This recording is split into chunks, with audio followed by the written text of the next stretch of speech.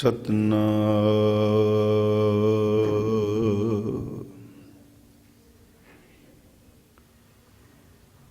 ਧੰਨ ਵਾਹਿਗੁਰੂ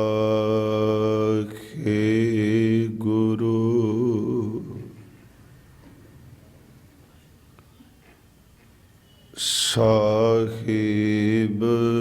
ਜੀਓ।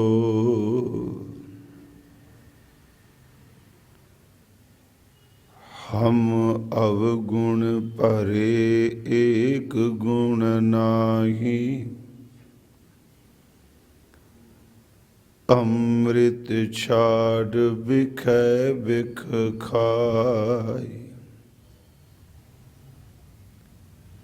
माया मोह परम पै भोले, सुत दारा सो प्रीत लगाई। एक उत्तम पंथ सुनियो गुर संगत, तेह मिलंत जम त्रास मिटाई। एक अरदास पाठ कीरत की, गुर रामदास राखो शरनाई। दंडौत बंदन अनेक बार, सर्व कला समरथ। डोलन ते राखो प्रभु, नानक दे कर हथ। सतनाम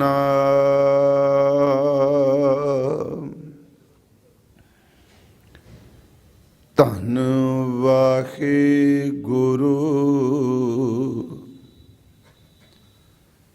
साहिब जीओ।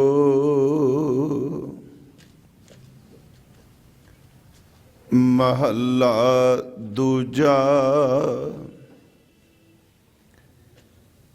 एह कनेही चाकरी,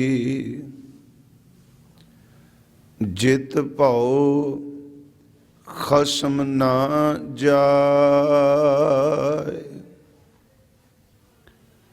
नानक सेवक कांडी है, जे छेती खसम समाए। एह कनेही चाकरी, जित भाओ खसम ना जाए। नानक सेवक कांडी है, जे छेती खसम समाए। वाहिगुरु जी का खालसा, वाहिगुरु जी की फतेह। परम सम्मान योग साहिब श्री गुरु ग्रंथ साहिब सच्चे पातशाह महाराज जी दी पावन पवित्र हजूरी अंदर ਅੰਮ੍ਰਿਤ ਵੇਲੇ ਤੋਂ ਸਜੇ ਹੋਏ ਇਸ ਗੁਰਮਤਿ ਦੀਵਾਨ ਦੀ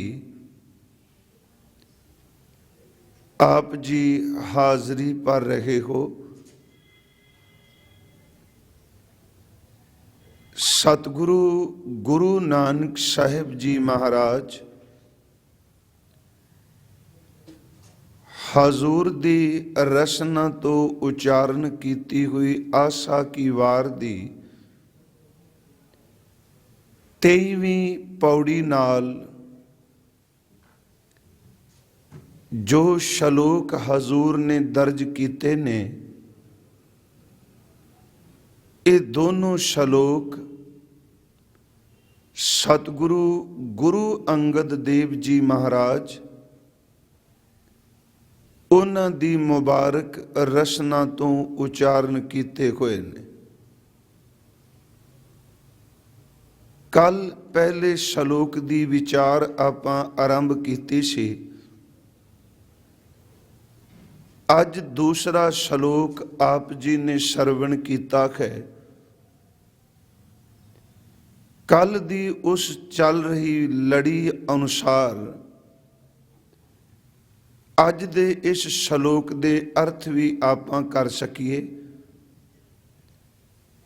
ਕੱਲ ਗੁਰੂ ਅੰਗਦ ਦੇਵ ਜੀ ਦਾ ਇਹ ਅੰਮ੍ਰਿਤ ਬੋਲ, ਇਹ ਕਨੇਹੀ ਦਾਤ ਆਪਸ ਤੇ ਜੋ ਪਾਈ ਹੈ,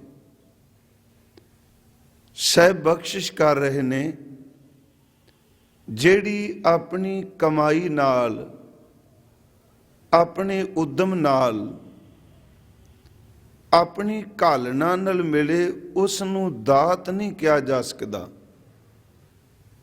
ਦਾਤ ਤਾਂ ਉਹ ਹੈ ਜੋ ਮਾਲਕ ਤਰੁੱਠ ਕੇ ਆਪਣੇ ਸੇਵਕ ਦੀ ਝੋਲੀ ਵਿੱਚ ਪਾ ਦੇਵੇ। ਇਹ ਕਨੇਹੀ ਦਾਤ ਆਪਸ ਤੇ ਜੋ ਪਾਈ ਹੈ। ਨਾਨਕ ਸ਼ਾਹ ਕਰਮਾਤ, ਕੱਲ ਅਰਜ਼ ਕੀਤੀ ਸੀ, ਕਰਮਾਤ ਦਾ ਅਰਥ ਹੈ ਬਖਸ਼ਿਸ਼, ਪ੍ਰਸੰਨਤਾ। ਇਹ ਹੀ ਮਾਲਕ ਦੀ ਬਖਸ਼ਿਸ਼ ਕਹੇ। ਸਾਹਿਬ ਤੁਠੈ ਜੋ ਮਿਲੇ, ਜੇ ਉਹਦੀ ਪ੍ਰਸੰਨਤਾ ਵਿੱਚ, ਉਹਦੇ ਤਰੁੱਠ ਪਿਣੇ ਚੋਂ ਮਿਲੇ। ਪਰ ਅੱਜ ਸਤਿਗੁਰੂ ਨੇ ਨਾਲ ਹੀ ਹੋਰ ਬਖਸ਼ਿਸ਼ ਕੀਤੀ। ਫਰਮਾਇਓ ਨੇ ਇਹ ਕਨੇਹੀ ਚਾਕਰੀ ਜਿਤ ਭਉ ਖਸਮ ਨਾ ਜਾਏ। ਆ ਕਾਹਦੀ ਸੇਵਾਦਾਰੀ ਹੋਈ, ਕਾਹਦੀ ਚਾਕਰੀ ਹੋਈ। ਜੇ ਨੌਕਰ ਦਾ, ਸੇਵਕ ਦਾ ਆਪਣੇ ਮਾਲਕ ਦੇ ਪ੍ਰਤੀ ਜਿਹੜਾ ਭੈ ਹੈ, ਉਹ ਭੈ ਹੀ ਨਹੀਂ ਖਤਮ ਹੋਇਆ, ਤੇ ਫਿਰ ਸੇਵਾਦਾਰ ਕਾਹਦਾ ਹੋਇਆ। ਇਹ ਕਨੇਹੀ ਚਾਕਰੀ ਜਿਤ ਭਉ ਖਸਮ ਨਾ ਜਾਏ। ਨਾਨਕ ਸੇਵਕ ਕਾਂਢੀ ਹੈ, ਉਸ ਨੂੰ ਹੀ ਸੇਵਕ ਕਿਹਾ ਜਾਏਗਾ। ਕੌਣ? ਜੇ ਸੇਤੀ ਖਸਮ ਸਮਾਏ, ਜਿਹੜਾ ਭੈ ਤੋਂ ਮੁਕਤ ਹੋ ਕੇ ਆਪਣੇ ਸਾਈਂ, ਆਪਣੇ ਖਸਮ, ਆਪਣੇ ਮਾਲਕ ਦੇ ਵਿੱਚ ਸਮਾ ਜਾਏ। ਆਓ ਸਾਧ ਸੰਗਤ, ਸਤਿਗੁਰੂ ਦੀ ਬਖਸ਼ਿਸ਼ ਨਾਲ ਜੋ ਵਿਚਾਰ ਕੱਲ ਆਪਾਂ ਆਰੰਭ ਕੀਤੀ ਹੈ, ਉਸ ਲੜੀ ਨੂੰ ਔਰ ਇਸ ਅੰਮ੍ਰਿਤ ਸ਼ਲੋਕ ਨੂੰ ਆਪ ਨਾਲ ਸਾਂਝਿਆਂ ਕਰ ਸਕਾਂ।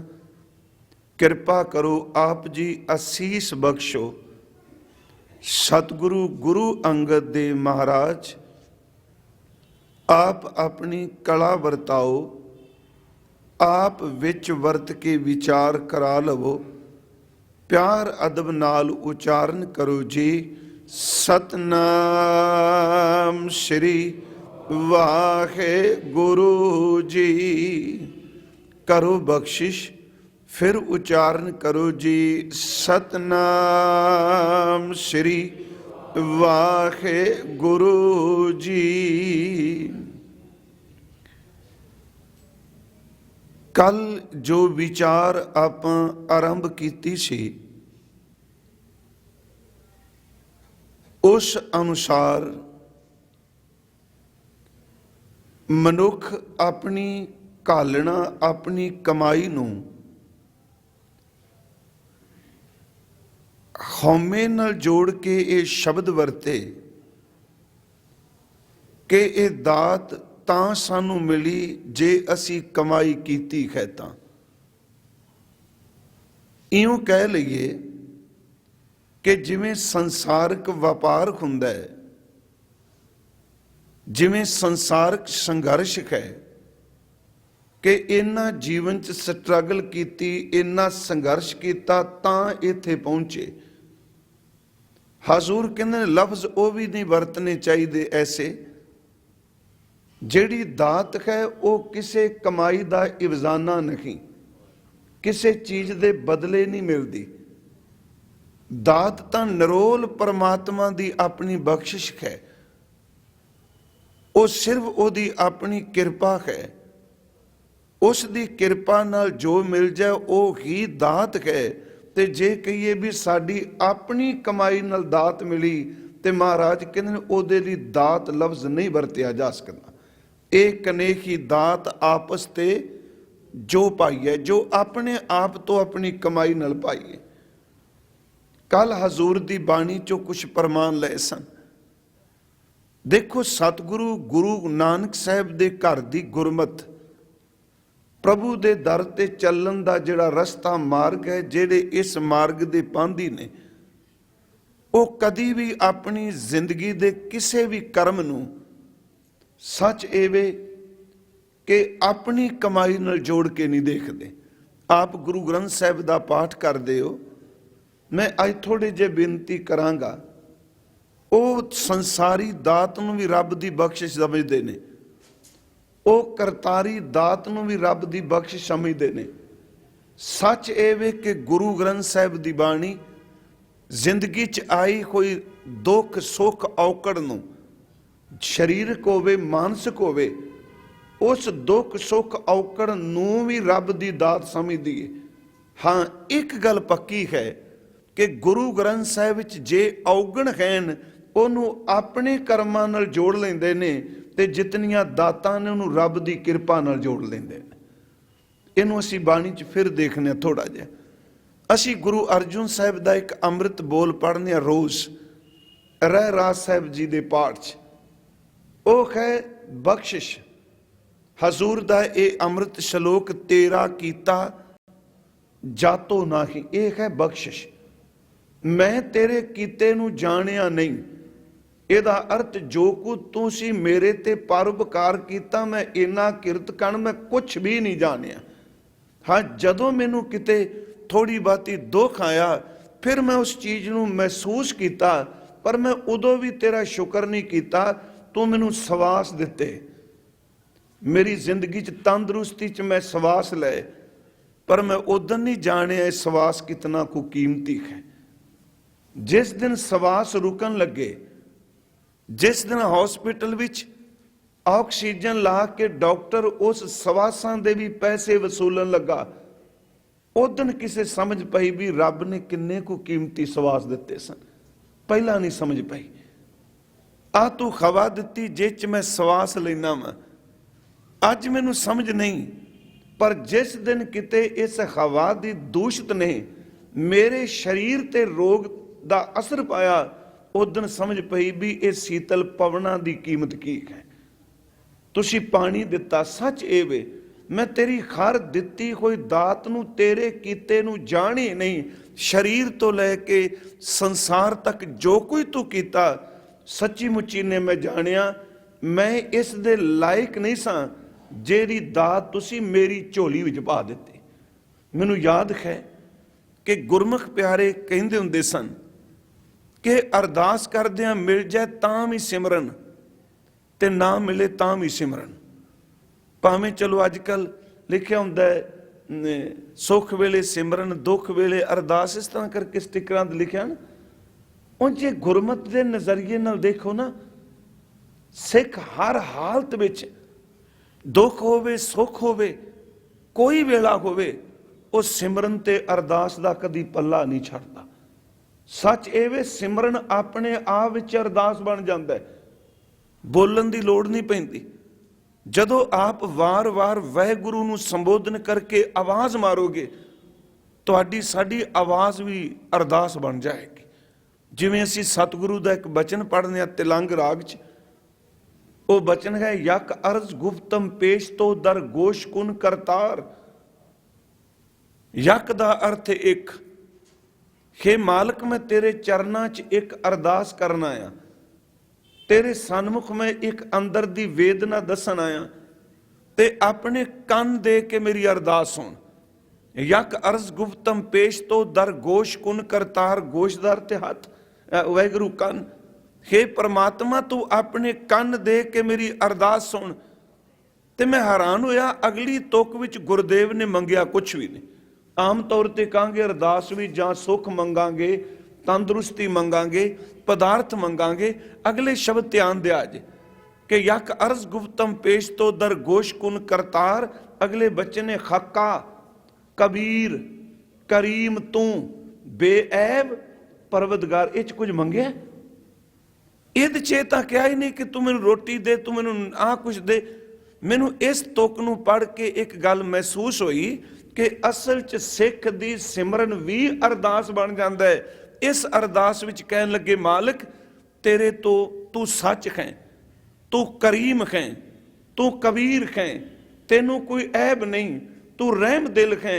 ਸੱਚ ਇਹ ਵੇ ਕਿ ਜਦੋਂ ਸਿੱਖ ਸਿਮਰਨ ਵਿੱਚ ਪ੍ਰਭੂ ਨੂੰ ਆਵਾਜ਼ ਮਾਰਦਾ ਹੈ, ਉਹਦੀ ਆਵਾਜ਼ ਵੀ ਮਾਲਕ ਦੇ ਚਰਨਾਂ ਵਿੱਚ ਅਰਦਾਸ ਹੁੰਦੀ ਹੈ।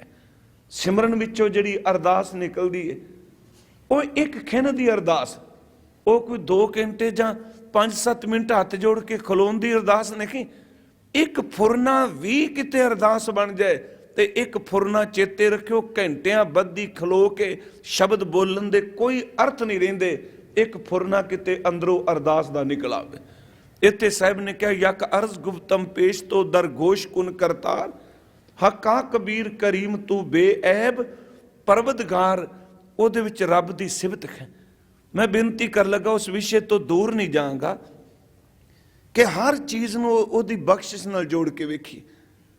ਉਹ ਗੁਰਮੁਖ ਕਹਿੰਦੇ ਸਨ, ਮਿਲ ਜਾਏ ਤਾਂ ਵੀ ਅਰਦਾਸ ਸਿਮਰਨ, ਨਾ ਮਿਲੇ ਤਾਂ ਵੀ ਸਿਮਰਨ। ਬਸ ਆਪੋ ਆਪਣੀ ਸੋਚ ਦਾ ਫਰਕ ਹੈ। ਕਈ ਵਾਰੀ ਜਦੋਂ ਬੰਦੇ ਨੂੰ ਨਹੀਂ ਕੁਛ ਮਿਲਦਾ ਜੋ ਮੰਗ ਰਿਹਾ, ਉਹ ਬੋਲ ਵਿਗਾੜ ਕਰਦਾ ਹੈ, ਜ਼ਬਾਨ ਤੋਂ ਬੋਲਦਾ ਹੈ। ਇਹਨੂੰ ਸਤਿਗੁਰੂ ਨੇ ਸੁਖਮਨੀ ਸਾਹਿਬ ਵਿੱਚ ਇਹ ਵੀ ਸ਼ਬਦ ਵਰਤੇ ਨੇ ਕਿ 10 ਵਸਤੂ ਲੈ ਪਾਛੈ ਪਾਵੈ, ਏਕ ਵਸਤ ਕਾਰਨ ਬੇਖੋਟ ਗਵਾਵੇ। ਅਸੀਂ ਬੋਲ ਵਿਗਾੜਨੇ ਆ, ਜੋ ਮੂੰਹ ਚ ਆਉਂਦਾ ਬੋਲੀ ਜਾਂਦੇ ਆ। ਫਿਰ ਕਹਿੰਦੇ ਨੇ ਜੇ ਤੈਨੂੰ ਮਿਲ ਜਾਏ ਤੇ ਉਦੋਂ ਅਰਦਾਸ ਕਰਕੇ, ਦਾਤਾ ਮੈਂ ਇਹਦੇ ਜੋਗ ਨਹੀਂ ਜੋ ਕੋਈ ਤੁਸੀਂ ਮੈਨੂੰ ਦੇ ਦਿੱਤਾ। ਤੇ ਜੇ ਨਾ ਮਿਲੇ ਉਦੋਂ ਵੀ ਅਰਦਾਸ ਤੇ ਸਿਮਰਨ ਕਰ, ਦਾਤਾ ਮੈਂ ਇਸ ਦੇ ਲਾਇਕ ਹੀ ਨਹੀਂ ਸਾਂ, ਤਾਂ ਹੀ ਤਾਂ ਤੂੰ ਮੈਨੂੰ ਦਿੱਤਾ ਨਹੀਂ। ਹੁਣ ਇਹਦੇ ਵਿੱਚ ਸਾਡਾ ਇਹ ਵੀ ਇੱਕ ਸਮਰਪਣ ਹੈ। ਜੇ ਦੇ ਦਿੱਤਾ ਮੈਂ ਇਹਦੇ ਜੋਗ ਨਹੀਂ ਜੋ ਕੋਈ ਤੂੰ ਦੇ ਦਿੱਤਾ। ਜੇ ਨਹੀਂ ਦਿੱਤਾ ਇਸ ਕਰਕੇ ਨਹੀਂ ਦਿੱਤਾ ਕਿਉਂਕਿ ਮੈਂ ਇਹਦੇ ਲਾਇਕ ਹੈ ਹੀ ਨਹੀਂ। ਹੁਣ ਗੁਰੂ ਅਰਜੁਨ ਦੇਵ ਵਰਗਾ ਸਤਿਗੁਰੂ, ਸਮਰੱਥ ਗੁਰੂ, ਸੱਚ ਏਵੇ ਸੂਝਵਾਨ ਕਹਿੰਦੇ ਨੇ, ਇਹ ਸ਼ਲੋਕ ਤਾਂ ਦਾਤੇ ਨੇ ਗੁਰੂ ਗ੍ਰੰਥ ਸਾਹਿਬ ਦੀ ਬਾਣੀ ਦੀ ਸੰਪਾਦਨਾ ਦੇ ਸ਼ੁਕਰਾਨੇ ਵਜੋਂ ਕਿਹਾ ਹੈ। ਅੱਜ ਕੋਈ ਕਿਤਾਬ ਲਿਖੇ, ਅਸੀਂ ਦੇਖੀਏ ਉਹ ਕਿਤਾਬ ਦੇ ਆਰੰਭਕ ਪੰਨਿਆਂ 'ਚ ਆਪਣੀ ਕਮਾਈ ਦਾ ਜ਼ਿਕਰ ਕਰਦਾ। ਮੈਂ ਇੰਨਾ ਸਮਾਂ ਬੈਠਾ, ਇਹ ਕੁਝ ਪੜ੍ਹਿਆ, ਇੱਥੋਂ ਜਾਣਕਾਰੀ ਇਕੱਤਰ ਕੀਤੀ। ਪਰ ਗੁਰੂ ਅਰਜੁਨ ਦੇਵ ਮਹਾਰਾਜ, ਉਹਨਾਂ ਨੇ ਏਡੇ ਵੱਡੇ ਅਧਿਆਤਮਕ ਖਜ਼ਾਨਾ ਸਾਡੀ ਝੋਲੀ 'ਚ ਪਾ ਦਿੱਤਾ। ਰੂਹਾਨੀਅਤ ਦਾ ਲਬਾਲਬ ਭਰਿਆ ਹੋਇਆ ਸਮੁੰਦਰ ਸਾਨੂੰ ਦੇ ਦਿੱਤਾ। ਪਰ ਪੂਰੇ ਗੁਰੂ ਗ੍ਰੰਥ ਸਾਹਿਬ 'ਚ ਮੈਨੂੰ ਦੱਸੋ ਕੋਈ ਸ਼ਬਦ ਲਿਖਿਆ ਹੋਵੇ ਕਿ ਇੰਨੀ ਕਮਾਈ ਕੀਤੀ ਤੇ ਤਾਂ ਬਾਣੀ ਇਕੱਠੀ ਕੀਤੀ, ਇੰਨੇ ਮਹੀਨੇ ਲੱਗੇ ਤੇ ਅਸੀਂ ਗ੍ਰੰਥ ਤਿਆਰ ਕੀਤਾ। ਹਾਂ, ਇੱਕ ਸ਼ੁਕਰਾਨੇ ਦਾ ਸ਼ਬਦ ਜ਼ਰੂਰ ਕਿਹਾ ਕਿ ਹਮ ਤਨਵੰਤ ਭਾਗਟ ਸਚਨਾਏ, ਹਰ ਗੁਣ ਗਾਵੇਂ ਸਹਿਜ ਸੁਭਾਏ, ਪਿਉ ਦਾਦੇ ਕਾ ਖੋਲ ਡਿੱਠਾ ਖਜ਼ਾਨਾ, ਤਾਂ ਮੇਰਾ ਮਨ ਭਇਆ ਨਿਧਾਨਾ, ਰਤਨ ਲਾਲ ਜਾਂ ਕਾ ਕਛੂ ਨਾ ਮੋਲ। ਇਹ ਵੀ ਕਿਹਾ ਪਿਓ ਦਾਦੇ ਦਾ ਮੇਰੀ ਕਮਾਈ ਕੋਈ ਨਹੀਂ। ਫਿਰ ਵੇਖੋ ਇਸ ਗੱਲ ਨੂੰ ਧਿਆਨ ਨਾਲ, ਇਹਦੇ 'ਚ ਇਹ ਨਹੀਂ ਕਿਹਾ ਵੀ ਮੈਂ ਇੰਨੀ ਬਾਣੀ ਉਚਾਰਨ ਕੀਤੀ। ਕਹਿੰਦੇ ਨਹੀਂ, ਇਹ ਪਿਓ ਦਾਦੇ ਦਾ, ਗੁਰੂ ਨਾਨਕ ਸਾਹਿਬ ਦਾ, ਗੁਰੂ ਅੰਗਦ ਦੇਵ, ਗੁਰੂ ਅਮਰਦਾਸ, ਪਿਓ ਦਾਦੇ ਕਾ ਖੋਲ ਡਿੱਠਾ ਖਜ਼ਾਨਾ, ਤਾਂ ਮੇਰਾ ਮਨ ਭਇਆ ਨਿਧਾਨਾ, ਰਤਨ ਲਾਲ ਜਾਂ ਕਾ ਕਛੂ ਨਾ ਮੋਲ, ਭਰੇ ਭੰਡਾਰ ਅਖੂਟ ਅਤੋਲ। ਇੱਥੇ ਸਤਿਗੁਰੂ ਕਹਿ ਰਹੇ ਨੇ ਤੇਰਾ ਕੀਤਾ ਜਾਤੋ ਨਹੀਂ, ਇਹ ਵੀ ਤੇਰੀ ਬਖਸ਼ਿਸ਼ ਬਾਣੀ। ਤੇਰਾ ਕੀਤਾ ਜਾਤੋ ਨਾਹੀ, ਮੈਨੂੰ ਜੋਗ ਕੀਤੋ ਹੀ, ਮੈਂ ਨਿਰਗੁਣ ਯਾਰੇ ਕੋ ਗੁਣ ਨਾਹੀ। ਇੱਕ ਨੇ ਹੀ ਦਾਤ ਆਪਸ ਤੇ ਜੋ ਪਾਈ ਹੈ, ਮੇਰੇ ਕੋਲ ਤਾਂ ਗੁਣ ਹੀ ਕੋਈ ਨਹੀਂ। ਮਹਾਰਾਜ ਕਹਿੰਦੇ ਨੇ ਮੈਂ ਨਿਰਗੁਣ ਯਾਰੇ ਕੋ ਗੁਣ ਨਾਹੀ, ਆਪੇ ਤਰਸ ਪਇਓਈ। ਤੁਸੀਂ ਆਪੇ ਤਰਸ ਕੀਤਾ, ਮੈਂ ਤਾਂ ਅਰਦਾਸ ਕਰਨ ਦੀ ਵੀ ਜਾਂਚ ਨਹੀਂ ਆਈ ਕਿ ਤਰਸ ਕਿਵੇਂ ਮੰਗੀਦਾ।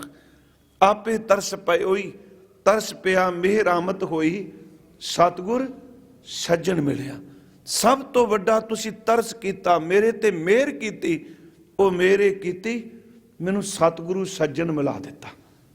ਪਿਆਰਿਓ, ਸਤਿਗੁਰੂ ਸੱਜਣ ਸ਼ਬਦ ਦੋ ਵਰਤੇ, ਕਿਉਂਕਿ ਇਸ ਦੁਨੀਆ 'ਚ ਸੰਤ ਬੜੇ ਮਿਲਦੇ ਜੇ, ਪਰ ਸੱਜਣ ਸੰਤ ਨਹੀਂ ਮਿਲਦੇ। ਸਤਿਗੁਰਾਂ ਦੀਆਂ ਕਤਾਰਾਂ ਲੱਗੀਆਂ ਨੇ ਦੁਨੀਆ 'ਚ, ਸਤਿਗੁਰੂ ਸੱਜਣ ਨਹੀਂ ਮਿਲਦਾ।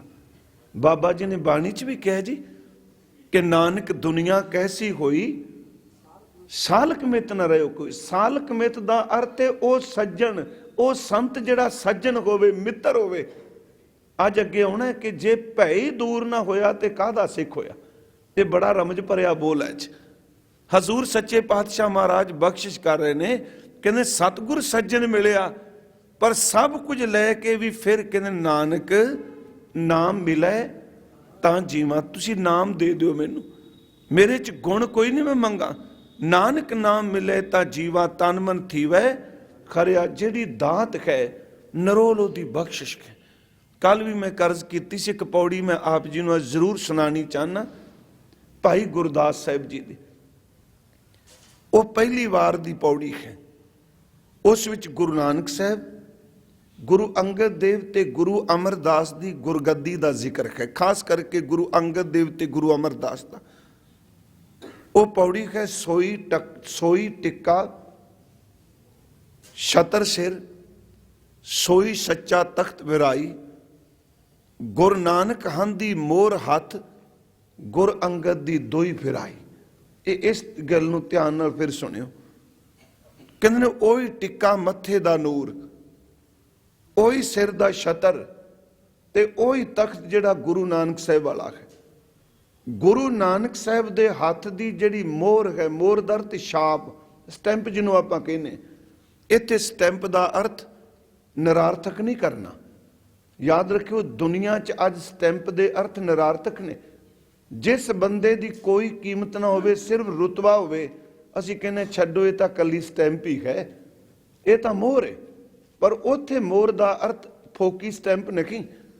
ਕਹਿੰਦੇ ਨੇ ਗੁਰੂ ਨਾਨਕ ਸਾਹਿਬ ਦੇ ਹੱਥ ਦੀ ਜਿਹੜੀ ਛਾਪ, ਛਾਪ ਦਾ ਅਰਥ ਹੈ ਬਖਸ਼ਿਸ਼, ਅਲੌਕਿਕ ਸ਼ਕਤੀ। ਗੁਰੂ ਨਾਨਕ ਹਨ ਦੀ ਮੋਹਰ ਹੱਥ, ਗੁਰ ਅੰਗਦ ਦੀ ਦੋਈ ਫਿਰਾਈ। ਉਸ ਬਖਸ਼ਿਸ਼ ਨਾਲ ਗੁਰੂ ਨਾਨਕ ਸਾਹਿਬ ਨੇ ਗੁਰੂ ਅੰਗਦ ਦੇ ਮਹਾਰਾਜ ਜੀ ਦੀ ਦੋਹੀ ਦਾ ਅਰਥ ਉਹਨਾਂ ਦੀ ਵਡਿਆਈ, ਉਹਨਾਂ ਦੀ ਸਿਫਤ ਪੂਰੇ ਸੰਸਾਰ ਦੇ ਵਿੱਚ ਫੈਲਾ ਦਿੱਤੀ। ਗੁਰੂ ਨਾਨਕ ਹਨ ਦੀ ਮੋਹਰ ਹੱਥ, ਗੁਰ ਅੰਗਦ ਦੀ ਦੋਈ ਫਿਰਾਈ। ਦਿੱਤਾ ਛੋੜ ਕਰਤਾਰਪੁਰ, ਕਰਤਾਰਪੁਰ ਛੱਡ ਦਿੱਤਾ। ਕੱਲ ਅਸੀਂ ਥੋੜਾ ਜ਼ਿਕਰ ਇਹਦਾ ਕੀਤਾ ਸੀ। ਵਿੱਚ ਖਡੂਰੇ ਜੋਤ ਜਗਾਈ। ਹੁਣ ਉਹ ਜਿਹੜੀ ਜੋਤ ਕਰਤਾਰਪੁਰ ਬਖਸ਼ਿਸ਼ ਕਰ ਰਹੀ ਸੀ, ਉਹ ਜੋਤ ਖਡੂਰ ਸਾਹਿਬ ਦੀ ਧਰਤੀ ਤੇ ਵੀ ਕਿਰਪਾ ਕਰ ਲੱਗ ਪਈ। ਵਿੱਚ ਖਡੂਰੇ ਜੋਤ ਜਗਾਈ। ਅੱਗੇ ਕਹਿੰਦੇ ਲੈਣੇ ਪਾਈ ਨਾਨਕੋਂ, ਦੇਣੀ ਅਮਰਦਾਸ ਘਰ ਆਈ। ਇਹਦਾ ਅਰਥ ਗੁਰੂ ਨਾਨਕ ਸਾਹਿਬ ਤੋਂ ਬਾਬਾ ਲੈਣਾ ਜੀ ਗੁਰੂ ਅੰਗਦ ਦੇ ਬਣੇ, ਉਹਨਾਂ ਨੇ ਦਿੱਤੀ ਗੁਰੂ ਅਮਰਦਾਸ ਨੂੰ, ਕਿਉਂਕਿ ਉਸ ਘਰ ਵਿੱਚ ਦੇਣੀ ਬਣਦੀ ਹੈ। ਲੈਣੇ ਪਾਈ ਨਾਨਕੋ, ਦੇਣੀ ਅਮਰਦਾਸ ਘਰ ਆਈ। ਉਹਦੇ ਵਿੱਚ ਇੱਕ ਤੋਕੇ, ਜੰਮੇ ਪੂਰਵ ਬੀਜਿਆ, ਵਿੱਚ ਵਿੱਚ ਖੋੜ ਕੂੜੀ ਨੇਫਲ ਚਤਰਾਈ। ਕਹਿੰਦੇ ਜਿਹੋ ਜਿਹਾ ਬੀਜ ਬੀਜਿਆ ਹੈ ਉਹ ਕੁਝ ਮਿਲੇਗਾ। ਤੇ ਜਿਸ ਦੇ ਭਾਗਾਂ 'ਚ ਰੱਬ ਨੇ ਦਾਤ ਲਿਖੀ ਹੋਵੇ, ਕਿ ਉਸ ਦਾਤ ਨੂੰ ਕੋਈ ਖੋ ਸਕਦਾ? ਇਹਦਾ ਇਸ਼ਾਰਾ ਇਹ ਵੇ, ਜੇ ਬਾਬੇ ਦਾਤੂ ਨੇ ਗੁੱਸੇ 'ਚ ਆ ਕੇ ਗੁਰੂ ਅਮਰਦਾਸ ਨੂੰ ਸਿੰਘਾਸਨ ਤੇ ਬੈਠਿਆਂ ਲੱਤ ਵੀ ਮਾਰ ਦਿੱਤੀ, ਸਿੰਘਾਸਨ ਤੋਂ ਵੀ ਸੱਟ ਦਿੱਤਾ, ਕਿ ਉਹ ਆਪਣੀਆਂ ਬਾਹਾਂ ਤੇ ਲੱਤਾਂ ਦੇ ਜ਼ੋਰ ਨਾਲ ਗੁਰਗੱਦੀ ਵਾਲੀ ਦਾਤ ਖੋ ਕੇ ਲਿਜਾ ਸਕਦਾ? ਇਹ ਕੂੜੀ ਚਤੁਰਾਈ। ਜੰਮੇ ਪੂਰਜ ਬੀਜਿਆ, ਵਿੱਚ ਵਿੱਚ ਖੋਰ ਕੂੜੀ ਚਤੁਰਾਈ। ਲੈਣੇ ਪਾਈ ਨਾਨਕੋ, ਦੇਣੀ ਅਮਰਦਾਸ ਕਰ ਆਈ। ਗੁਰ ਬੈਠਾ ਅਮਰ ਸਰੂਪ ਹੋਏ। ਮੈਂ ਤਾਂ ਇਹ ਪ੍ਰਮਾਨ ਲਿਆ, ਗੁਰਮੁਖ ਪਾਈ ਦਾਤ ਇਲਾਹੀ। ਦਾਤ ਦਾ ਅਰਥ ਹੈ ਦਾਤ। ਕਹਿੰਦੇ ਨੇ ਗੁਰੂ ਅਮਰਦਾਸ ਗੁਰਗੱਦੀ ਤੇ ਬਿਰਾਜਮਾਨ ਨੇ, ਪਰ ਪਿਆਰਿਓ ਉਹਨਾਂ ਨੇ ਬਿਲਕੁਲ ਕਿਤੇ ਨਹੀਂ ਕਿਹਾ ਮੈਂ 12 ਸਾਲ ਗਾਗਰ ਢੋਈ ਤੇ ਤਾਂ ਗੱਦੀ ਮਿਲੀ। ਮੈਂ ਇਹ ਅਰਜ਼ ਤੁਹਾਨੂੰ ਖਾਸ ਕਰਕੇ ਕਰਨੀ ਚਾਹਨਾ, ਇਹ ਕੱਲੀ ਆਪ ਜੀ ਨੂੰ ਨਹੀਂ, ਜਿੰਨੀ ਮਰਜ਼ੀ ਸੇਵਾ ਕਰੋ, ਜਿੰਨਾ ਮਰਜ਼ੀ ਸਿਮਰਨ ਕਰੀਏ, ਜਿੰਨਾ ਮਰਜ਼ੀ ਭਾਵਨਾ ਭਗਤੀ ਰੱਖੀਏ, ਪਰ ਕਦੀ ਵੀ ਆਪਣੇ ਸੇਵਾ ਦੇ ਅਵਜ਼ਾਨੇ ਵਜੋਂ ਨਹੀਂ ਕਹਿਣਾ ਵੀ ਇੰਨੀ ਸੇਵਾ ਕੀਤੀ ਤੇ ਤਾਂ ਮਿਲਿਆ। ਉਹਦੇ ਵਿੱਚ ਸਾਡੀ ਖੌਮੇ ਬੋਲੇਗੀ। ਜੇ ਦਾਤ ਕਹੋਗੇ ਤੇ ਨਰੋੜ ਰੱਬ ਦੀ ਕਿਰਪਾ ਬੋਲੇਗੀ। ਆਪਣੀ ਆਪਣੀ ਖੌਮੇ ਨੇ। 12 ਸਾਲਾਂ ਦਾ ਜ਼ਿਕਰ ਕਿਤੇ ਗੁਰੂ ਅਮਰਦਾਸ ਜੀ ਨੇ ਕੀਤਾ। ਹਾਂ, ਇਹ ਇਸ਼ਾਰੇ ਜ਼ਰੂਰ ਕਰਦੇ ਰਹੇ ਕਿ ਇਸ ਤਰ੍ਹਾਂ ਸੇਵਾ ਕਰ ਹਸਤੀ ਸਿਰ ਜੋ ਅੰਕ ਸਿਖਾਏ ਐਰਨ ਜਿਉ ਸਿਰ ਦੇ ਮਨ ਤਨ ਆਗੈ ਰਾਖ ਕੈ ਉਹ ਵੀ ਸੇਵ ਕਰੇ। ਪਰ ਮੇਰੀ ਬੇਨਤੀ ਹੈ, ਗੁਰਮੁਖ ਪਾਈ ਦਾਦ ਇਲਾਹੀ ਫਿਰ ਵਸਾਇਆ ਗੋਇੰਦਵਾਲ ਅਚਰਜ ਖੇਲ ਨਾ ਲਖਿਆ ਜਾਈ। ਤੇ ਭਾਈ ਸਾਹਿਬ ਅਖੀਰ ਤੇ ਕਹਿੰਦੇ ਨੇ ਦਾਤ ਜੋਤ ਖਸਮੈ ਵਡਿਆਈ। ਇਹ ਜਿਹੜੀ ਜੋਤ ਹੈ, ਜਿਹੜੀ ਦਾਤ ਹੈ, ਜਿਹੜੀ ਬਖਸ਼ਿਸ਼ ਹੈ, ਇਹ ਸਿਰਫ ਖਸਮ ਦੇ ਹੱਥ ਵਿੱਚ ਏ। ਕਿਸੇ ਹੋਰ ਬੰਦੇ ਕੋਲ ਤਾਕਤ ਨਹੀਂ ਕਿ ਦਾਤ ਧੱਕੇ ਨਾਲ ਖੋ ਕੇ ਲੈ ਸਕੇ। ਇਸ ਕਰਕੇ ਦਾਸ ਕਹਿੰਦਾ ਹੈ ਕਿ ਰੱਬ ਕਿਸੇ ਨੂੰ ਦਾਤ ਦੇ, ਕੋਈ ਧੱਕੇ ਨਾਲ ਖੋ ਕੇ ਲਿਜਾ ਸਕਦਾ ਦਾਤ ਨੂੰ? ਸਵਾਲ ਹੀ ਨਹੀਂ ਪੈਦਾ ਹੁੰਦਾ। ਅਸੀਂ ਇੱਕ ਸ਼ਬਦ ਰੋਜ਼ ਪੜ੍ਹਨੇ ਆ, ਆਖਣ ਵਾਲਾ ਕਿਆ ਵਿਚਾਰਾ ਸਿਫਤੀ ਭਰੇ ਤੇਰੇ ਭੰਡਾਰਾ। ਜਿਸ ਤੂੰ ਦੇਹ ਤਿਸੇ ਕਿਆ ਚਾਰਾ। ਚਾਰਾ ਦਾ ਅਰਥ ਹੈ ਸ਼ਕਤੀ, ਤਾਕਤ। ਤੇ ਪ੍ਰਭੂ ਜਿਹਨੂੰ ਤੂੰ ਦਾਤਾਂ ਦੇਣ ਲੱਗ ਪਵੇਂ, ਸਾਡਾ ਚਾਰਾ, ਸਾਡੀ ਕੋਈ ਤਾਕਤ ਉਸ ਦਾਤ ਨੂੰ ਖੋ ਸਕਦੀ ਹੈ? ਜਿਸ ਤੂੰ ਦੇ ਤਿਸੈ ਕਿਆ ਚਾਰਾ, ਨਾਨਕ ਸੱਚ ਸਵਰ ਨਖਾਰਾ। ਦਾਤ ਜੋਤ ਖਸਮੈ ਵਡਿਆਈ, ਇਹ ਤਾਂ ਖਸਮ ਦੀ ਆਪਣੀ ਬਖਸ਼ਿਸ਼ ਹੈ। ਅਗਲੀ ਅਰਜ਼ ਕਰਾਂ, ਦੇਖੋ ਕਰਮ ਚੰਗੇ ਸੀ ਕਰਨੇ ਚਾਹੀਦੇ ਨੇ। ਕੱਲ ਦੀ ਮੈਂ ਗੱਲ ਵਾਰ-ਵਾਰ ਰਿਪੀਟ ਕਰ ਰਿਹਾ, ਆਪਣੇ ਕਰਮਾਂ ਨਾਲ ਕਦੀ ਕਰਨੀ ਨਾ ਸਮਝੋ ਚੰਗਾ ਜੀਵਨ ਬਣਿਆ ਹੈ। ਇੱਕ ਵਿਦਵਾਨ ਸਜਾਦ ਹੈ, ਇਹ ਉਰਦੂ ਦਾ ਉਹਨੇ ਇੱਕ ਸ਼ੇਰ ਲਿਖਿਆ ਹੈ, ਕਹਿੰਦਾ ਅਮਲ ਸੇ ਜ਼ਿੰਦਗੀ ਬਣਤੀ ਤੋ ਸਜਾਦ ਸਭ ਬਣਾ ਲੇਤੇ। ਜੇ ਮੰਨ ਲਓ ਦਾਨ ਪੁੰਨਾਂ ਨਾਲ ਰੱਬ ਮਿਲਦਾ, ਜ਼ਿੰਦਗੀ ਅਮਲ ਨਾਲ ਬਣਦੀ ਹੁੰਦੀ, ਸਾਰੇ ਬਣਾ ਲੈਂਦੇ। ਅਮਲ ਸੇ ਜ਼ਿੰਦਗੀ ਬਣਤੀ ਤੋ ਸਜਾਦ ਸਭ ਬਣਾ ਲੇਤੇ। ਨਿਵਾਜ਼ਿਸ਼ ਜਬ ਤਲਕ ਸ਼ਾमिल ਨਾ ਹੋ ਤੋ ਨਕਾਮ ਰਹਤੇ ਹੈ। ਨਿਵਾਜ਼ਿਸ਼ ਦਰ ਤੇ ਬਖਸ਼ਿਸ਼। ਕਹਿੰਦੇ ਨੇ ਕੱਲੇ ਆਪਣੇ ਅਮਲਾਂ ਨਾਲ ਜੇ ਜ਼ਿੰਦਗੀ ਬਣਦੀ ਤੇ ਸਾਰੇ ਬ੍ਰਹਮ ਗਿਆਨੀ ਬਣ ਜਾਂਦੇ। ਸੱਚ ਇਹ ਜਿੰਨੀ ਦੇਰ ਤੱਕ ਅੱਲਾ ਦੀ ਨਿਵਾਜ਼ਿਸ਼, ਉਹਦੀ ਕਿਰਪਾ ਨਾ ਵਿੱਚ ਰਹੇ, ਉਨੀ ਦੇਰ ਤੱਕ ਸੱਚ ਇਹ ਅਮਲ ਵੀ ਬੇਕਾਰ ਹੀ ਰਹਿੰਦੇ ਨੇ। अमल से जिंदगी बनती तो सजाद सब बना लेते, निवाजिश जब तलक शामिल ना हो तो नाकाम रहते हैं। इसे ਨੂੰ ਸਾਹਿਬ ਨੇ ਕਿਹਾ ਭਾਈ ਕਿ ਉਸ ਪਰਮਾਤਮਾ ਦੀ ਬਖਸ਼ਿਸ਼ ਤੇ ਨਾਲੇ ਦਾਤ ਨਾਲ ਜ਼ੋਰ ਨਹੀਂ ਚੱਲਦਾ। ਦੇਖੋ ਜਦੋਂ ਅਸੀਂ ਆ ਸਤਿਗੁਰੂ ਦੀ ਪੌੜੀ ਪੜ੍ਹਨੇ ਆ ਨਾ, ਆਖਣ ਜ਼ੋਰ ਚੁੱਪੈ ਨਾ ਜ਼ੋਰ, ਜ਼ੋਰ ਨਾ ਮੰਗਣ ਦੇਰ ਨਾ ਜ਼ੋਰ, ਜ਼ੋਰ ਨਾ ਜੀਵਨ ਮਰਨ ਜ਼ੋਰ, ਜ਼ੋਰ ਨਾ ਰਾਜ ਮਾਲ ਮਨਸੋਰ, ਜ਼ੋਰ ਨਾ ਸੁਰਤੀ ਗਿਆਨ ਵਿਚਾਰ, ਜ਼ੋਰ ਨਾ ਜੁਗਤੀ ਛੁੱਟੈ ਸੰਸਾਰ। ਇਹ ਕੀ ਚੀਜ਼ ਹੈ? ਇਹ ਸਾਰੀ ਪੌੜੀ ਦਾਤ ਦਾ ਜ਼ਿਕਰ ਕਰ ਰਹੀ ਹੈ, ਪਰਮਾਤਮਾ ਦੀ ਸਰਬਗਤਾ ਦਾ ਜ਼ਿਕਰ ਕਰ ਰਹੀ ਹੈ। ਆਖਣ ਵਿੱਚ ਸਾਡਾ ਜ਼ੋਰ ਨਹੀਂ, ਚੁੱਪ ਰਹਿਣ ਵਿੱਚ ਸਾਡਾ ਜ਼ੋਰ ਨਹੀਂ, ਮੰਗਣ ਵੀ ਸਾਡਾ ਜ਼ੋਰ ਨਹੀਂ, ਦੇਣ ਵੀ ਸਾਡਾ ਜ਼ੋਰ ਨਹੀਂ। ਸੱਚ ਇਹ ਵੇ ਜੇ ਕੋਈ ਕਹੇ ਮੈਂ ਧਿਆਨੀ ਹੋ ਗਿਆ, ਮੇਰੀ ਸੁਰਤ ਲੱਗ ਗਈ, ਆਪਣੇ ਜ਼ੋਰ ਨਾਲ ਸੁਰਤ ਵੀ ਨਹੀਂ ਲੱਗਦੀ, ਆਪਣੀ ਅਕਲ ਨਾਲ ਸੰਸਾਰ ਦੇ ਵਕਾਰਾਂ ਤੋਂ ਛੁੱਟਿਆ ਵੀ ਨਹੀਂ ਜਾ ਸਕਦਾ। ਕਿਉਂ? ਅਖੀਰ ਤੇ ਮਹਾਰਾਜ ਕਹਿੰਦੇ ਨੇ ਨਹੀਂ, ਆਪਣਾ ਜ਼ੋਰ ਨਹੀਂ, ਇਹ ਰੱਬ ਦੇ ਜ਼ੋਰ ਨਾਲ ਹੀ ਸਭ ਕੁਝ ਹੁੰਦਾ ਹੈ। ਆਖਣ ਜ਼ੋਰ ਚੁੱਪੈ ਨਾ ਜ਼ੋਰ, ਜ਼ੋਰ ਨਾ ਮੰਗਣ ਦੇਰ ਨਾ ਜ਼ੋਰ, ਜ਼ੋਰ ਨਾ ਜੀਵਨ ਮਰਨ ਜ਼ੋਰ, ਜ਼ੋਰ ਨਾ ਰਾਜ ਮਾਲ ਮਨਸੋਰ, ਜ਼ੋਰ ਨਾ ਸੁਰਤੀ ਗਿਆਨ ਵਿਚਾਰ, ਜ਼ੋਰ ਨਾ ਜੁਗਤੀ ਛੁੱਟੈ ਸੰਸਾਰ, ਜਿਸ ਹੱਥ ਜ਼ੋਰ ਕਰ ਵੇਖੈ ਸੋਏ। ਇਹ ਜ਼ੋਰ ਤਾਂ ਪਰਮਾਤਮਾ ਦਾ ਹੈ, ਬੰਦੇ ਦੇ ਹੱਥ 'ਚ ਜ਼ੋਰ ਹੁੰਦਾ। ਮੈਂ ਤਾਂ ਕਈ ਵਾਰੀ ਕਹਿੰਦਾ ਸੱਚ ਐਵੇਂ ਇਨਸਾਨ ਦੇ ਹੱਥ ਵਿੱਚ ਤਾਕਤ ਆ ਜਾਏ, ਇਹ ਤਾਂ ਆਪਣੇ ਸਾਹਮਣੇ ਬੈਠੇ ਦੀ ਥਾਲੀ ਵਿੱਚੋਂ ਵੀ ਰੋਟੀ ਨਾ ਰਹਿਣ ਦੇਵੇ। ਇਸਕਾ ਹੱਥ ਹੋਏ ਤਾਂ ਸਭ ਕੁਛ ਲੈ, ਇਹਦੇ ਹੱਥ ਵਿੱਚ ਹੋਵੇ ਹਰ ਚੀਜ਼ ਕਹੇ ਮੇਰੇ ਕੋਲ ਹੋਣੀ ਚਾਹੀਦੀ, ਕੋਈ ਦੂਸਰੇ ਕਿਸੇ ਕੋਲ ਨਹੀਂ ਹੋਣੀ ਚਾਹੀਦੀ। ਮਹਾਰਾਜ ਕਹਿੰਦੇ ਜਿਸ ਹੱਥ ਜ਼ੋਰ ਕਰ ਵੇਖੈ ਸੋਏ, ਨਾਨਕ ਉਤਮ ਨੀਚ ਨਾ ਕੋਈ। ਜਿਹਦੇ ਹੱਥ 'ਚ ਤਾਕਤ ਹੈ, ਸ਼ਕਤੀ ਹੈ, ਇਹ ਉਹ ਸਭ ਕੁਝ ਦੇਖ ਰਿਹਾ ਹੈ। ਮੈਂ ਫਿਰ ਅਰਜ਼ ਕਰਾਂਗਾ, ਸਤਿਗੁਰੂ ਜੀ ਕਹਿ ਰਹੇ ਨੇ ਕਿ ਆਪਣੀ ਕਮਾਈ ਨਾਲ ਜਿਹੜੀ ਚੀਜ਼ ਮਿਲੇ ਉਹ ਦਾਤ ਨਹੀਂ, ਦਾਤ ਤਾਂ ਸਾਹਿਬ ਤਰੁੱਠ ਕੇ ਦਿੰਦਾ ਹੈ। ਤੇ ਜਿਨ੍ਹਾਂ ਨੂੰ ਦਾਤਾਂ ਮਿਲਦੀਆਂ ਨੇ ਤਰੁੱਠ ਕੇ, ਉਹ ਫਿਰ ਆਪਣੀ ਉਸ ਦਾਤ ਤੇ ਇਹ ਨਹੀਂ ਕਹਿੰਦੇ ਵੀ ਮੇਰਾ ਕਬਜ਼ਾ। ਜਿਵੇਂ ਅਸੀਂ ਸਤਿਗੁਰੂ ਦੀ ਬਾਣੀ 'ਚ ਬਚਨ ਪੜ੍ਹਨੇ ਆ, ਕਬੀਰ ਮੇਰਾ ਮੁਝ ਮੈਂ ਕਿਛ ਨਹੀਂ, ਇਹ ਤੇਰੀਆਂ ਦਾਤਾਂ ਨੇ, ਮੇਰਾ ਕੁਛ ਨਹੀਂ। ਮੇਰਾ ਮੁਝ ਮੈਂ ਕਿਛ ਨਹੀਂ, ਜੋ ਕਿਛ ਹੈ ਸੋ ਤੇਰਾ। ਮੇਰਾ ਕੁਛ ਵੀ ਇਹਦੇ ਵਿੱਚ ਨਹੀਂ, ਤੇਰਾ ਤੁਝ ਕੋ ਸੌਂਪ ਤੇ। ਜੇ ਤੂੰ ਮੈਨੂੰ ਦਿੱਤਾ ਇਹ ਵੀ ਤੇਰਾ, ਤੇ ਜੇ ਤੂੰ ਵਾਪਸ ਲੈ ਲਿਆ ਤੇਰਾ ਦਿੱਤਾ, ਤੈਨੂੰ ਸੌਂਪ ਦਿੱਤਾ, ਮੇਰਾ ਇਹਦੇ ਵਿੱਚ ਕੀ ਹੈ। ਕਬੀਰ ਮੇਰਾ ਮੁਝ ਮੈਂ ਕਿਛ ਨਹੀਂ, ਜੋ ਕਿਛ ਹੈ ਸੋ ਤੇਰਾ, ਤੇਰਾ ਤੁਝ ਕੋ ਸੌਂਪ ਤੇ ਕਿਆ ਲਾਗੈ ਮੇਰਾ। ਇਹ ਬੇਨਤੀ ਹੈ, ਨਿੱਕੀ ਤੋਂ ਨਿੱਕੀ ਚੀਜ਼ ਤੋਂ ਲੈ ਕੇ ਵੱਡੀ ਤੋਂ ਵੱਡੀ ਵਸਤੂ ਤੱਕ ਜੋ ਕੁਝ ਪਰਮਾਤਮਾ ਦਿੱਤਾ ਸਿਰਫ ਤੇਰੀ ਦਾਤ ਹੈ। ਪਿਛਲੇ ਦਿਨੀ ਹਜ਼ੂਰ ਦਾ ਜਦੋਂ ਪੁਰਬ ਆਇਆ ਗੁਰੂ ਨਾਨਕ ਸਾਹਿਬ ਜੀ ਦਾ, ਤੇ ਇੱਕ ਅਰਜ਼ਦਾਸ ਨੇ ਕੀਤੀ ਸੀ,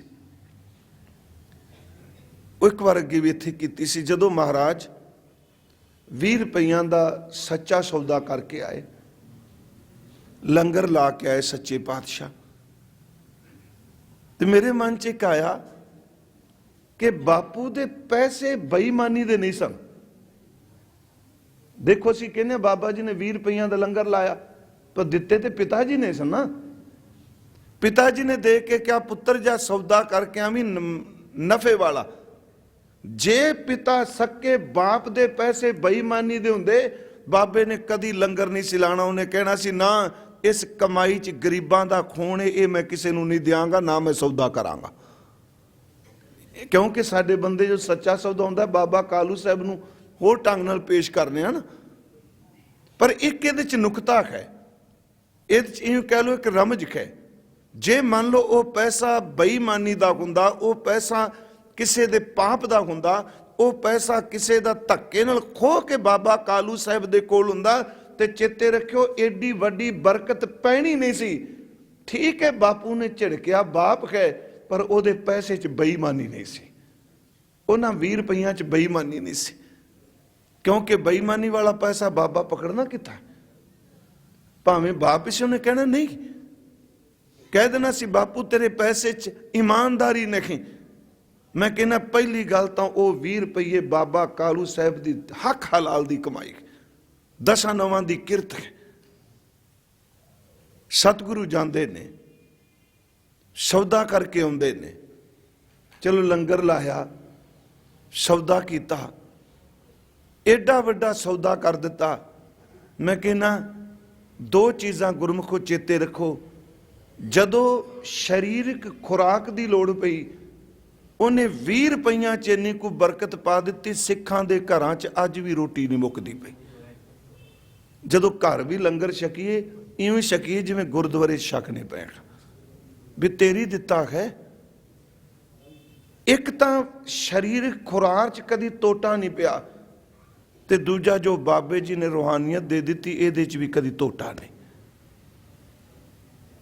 ਸਤਿਗੁਰੂ ਸੌਦਾ ਕਰਕੇ ਆਉਂਦੇ ਆ, ਚਲੋ ਸਾਰੀ ਘਟਨਾ ਆਪਾਂ ਜਾਣਦੇ ਹਾਂ, ਪਿਤਾ ਜੀ ਨੇ ਕੀ ਕੁਛ ਕਿਹਾ। ਪਰ ਸਭ ਤੋਂ ਜ਼ਿਆਦਾ ਖੇਦ, ਦੁੱਖ ਕਿਸੇ ਦੇ ਅੰਦਰ ਨੂੰ ਪਹੁੰਚਿਆ ਜਾਂ ਠੇਸ ਭੱਜੀ, ਇੱਕ ਬੇਬੇ ਨਾਨਕੀ ਤੇ ਦੂਜਾ ਰਾਏ ਬੁਲਾਰ ਸਾਹਿਬ ਜੀ। ਉਹ ਬਹੁਤ ਪਰੇਸ਼ਾਨ ਹੋਏ। ਰਾਏ ਬੁਲਾਰ ਸਾਹਿਬ ਨੇ ਤਾਂ ਬਾਬਾ ਕਾਲੂ ਸਾਹਿਬ ਨੂੰ ਬੁਲਾ ਕੇ ਉੱਚੀ ਸ਼ਬਦ ਵੀ ਕਹਿ ਦਿੱਤੇ, ਇਹ ਵੀ ਸ਼ਬਦ ਕਹਿ ਦਿੱਤੇ, ਕਾਲੂ ਅਸਾਂ ਦਾ ਹੱਕ ਤਾਂ ਕਾਈ ਨਹੀਂ, ਆਖਰ ਪੁੱਤਰ ਤਾਂ ਤੇਰੇ ਹੀ ਹੈ ਨਾ, ਤੇਰਾ ਹੱਕ ਹੈ, ਤੇਰਾ ਪੁੱਤਰ ਹੈ, ਪਰ ਸਾਡਾ ਇੰਨਾ ਕੁ ਹੱਕ ਹੈ, ਅਸੀਂ ਤੇਰੇ ਪੁੱਤਰ ਵਿੱਚੋਂ ਆਪਣਾ ਰਾਹਬਰ ਦੇਖ ਲਿਆ ਹੈ, ਅਸੀਂ ਤੇਰੇ ਪੁੱਤਰ ਵਿੱਚੋਂ ਆਪਣਾ ਮੁਰਸ਼ਦ ਦੇਖਿਆ।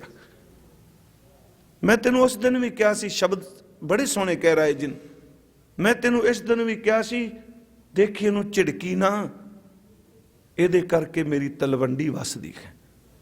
ਆਪ ਜੀ ਨੂੰ ਪਤਾ ਹੋਵੇ ਕਿ ਤਲਵੰਡੀ ਦਾ ਨਾਮ ਨਨਕਾਣਾ ਸਾਹਿਬ ਵੀ ਰਾਏ ਬੁਲਾਰ ਸਾਹਿਬ ਨੇ ਰੱਖਿਆ ਸੀ। ਰਾਏ ਭੋਏ ਦੀ ਤਲਵੰਡੀ, ਬਾਪ ਦਾ ਨਾਮ ਮਿਟਾ ਦਿੱਤਾ ਤੇ ਗੁਰੂ ਨਾਨਕ ਸਾਹਿਬ ਦੇ ਨਾਂ ਤੇ ਰੱਖ ਦਿੱਤਾ। ਮੈਂ ਜਿਹੜੀ ਬੇਨਤੀ ਕਰ ਲੱਗਾ, ਦਾਤ ਉਹਦੀ ਬਖਸ਼ਿਸ਼, ਇਹ ਸ਼ਬਦ ਕਿਹਾ ਸੀ, ਤੇਰੇ ਪੁੱਤਰ ਚੋਂ ਆਪਣਾ ਰਾਹਬਰ ਦੇਖ ਲਿਆ।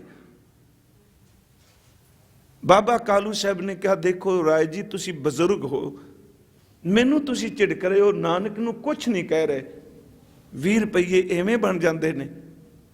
ਉੱਥੇ ਗੁਰੂ ਨਾਨਕ ਪ੍ਰਕਾਸ਼ 'ਚ ਲਿਖਿਆ ਹੈ ਕਿ ਕਵੀ ਸੰਤੋਖ ਸਿੰਘ ਜੀ ਲਿਖਦੇ ਨੇ, ਰਾਏ ਜੀ ਨੇ ਨੌਕਰ ਨੂੰ, ਨਫਰ ਨੂੰ ਆਵਾਜ਼ ਮਾਰੀ, कहने लगे घर जाओ, जाके बेगम तो 200 रुपया लैके आओ। 200 पूछा 200? कहने लगे कालू दे 20 कहंदा गवाए, इनू 10 गुणा वध दे दिओ। बाबा कालू साहब कहंदे ने गवाए इन्हां ते चट्टी तुसी भरो। पहला एक शब्द चट्टी वरतदे सन, तुसी चट्टी भरो। आ शब्द सुनियो, दात की है। तुसी चट्टी कास लई भर रहे हो? राय बुलार साहब दे शब्द सन, मैं चट्टी नहीं भर रहा, मैं गुरु नानक दे दिते करजे चो कुछ मोड़ना पिया वां। चट्टी नहीं, मैं कर्ज वापस कर रहा। अगो बाबा कालू साहब कहते तुसी मजाक कर लग पे हो, इन्हें किसी दिन कमाए ही नहीं, इन्हें किदन कर्ज दे दिता। आ शब्द मेरा ख्याल राय बुलार वाले सानू सीने च लिख लेने चाहिए ने। कहन लगे सुन कालू तुझको सुध नाही। सुध दा अर्थ तेनू अजे समझ कोई नहीं, तेनू खबर कोई नहीं, ते सोझी भी इन्ने देनी है जिन्हां नू झिड़कना पिया। सुन कालू तुझको सुध नाही, माया पिखै जिती जग माही। तू 20 रुपइया की बात कर रहे हैं, जिन्नी माया संसार दे विच जड़ ते चेतन माया है। चेते रखो माया दे भी 2 रूप ने, जड़ ते चेतन। आ रुपया टका जिहड़ा जड़ ही कहांगे, पुत्र धियां व्यापार इनू चेतन चात लै जागे। जितनी भी माया है, सुन कालू तुझको सुध नाही, माया पिखै जिती जग माही। सब वरतै नानक अनुसारी। हर माया हर शक्ति गुरु नानक दे हुक्म भी चलती है। किवें चलती है? पत रजाए ज्यों पत ब्रत नारी। जिस माया दी खातर तू झिड़कना पिया है, ये माया तां गुरु नानक दे चरण इस तरह परसदी है जिवें एक आग्याकारी सुपत्नी सुहागण अपने पति दी आग्या नूं मनदी है। माया तां इहदी आग्याकार है। सुन कालू तुझको सुध नाही, माया पिखै जिती जग माही। सब वरतै नानक अनुसारी, पत रजाए जो पत ब्रत नारी। अगली गल की सी जी, और जो मुझ घर वड्याई, जो कुछ मेरे घर च पिया 200 नहीं, सोना हीरा मोती चांदी घोड़े हाथी जमीन भोए भांडा, जो कुछ भी मेरे घर च है, सच एवे मेरा इहदे विच कुछ नहीं, मैं गुरु नानक दा दिता वरत रहा हाँ। ये उसकी दात है। और जे मुझ घर वड्याई, कवल नैन करुणा ते पाई। एक कमल दियां अखां वाला गुरु नानक साहब, ओदी किरपा नाल मैं पाई है। जे इनू देखी आपां कि सतगुरु सच्चे पातशाह महाराज उन्हां ते इन्ना को भरोसा करके राय बुलार साहब ये शब्द कह रहे ने कि बाबा कालू साहब जी कि मेरे घर च जो कुछ भी है ये गुरु नानक साहब की किरपा है।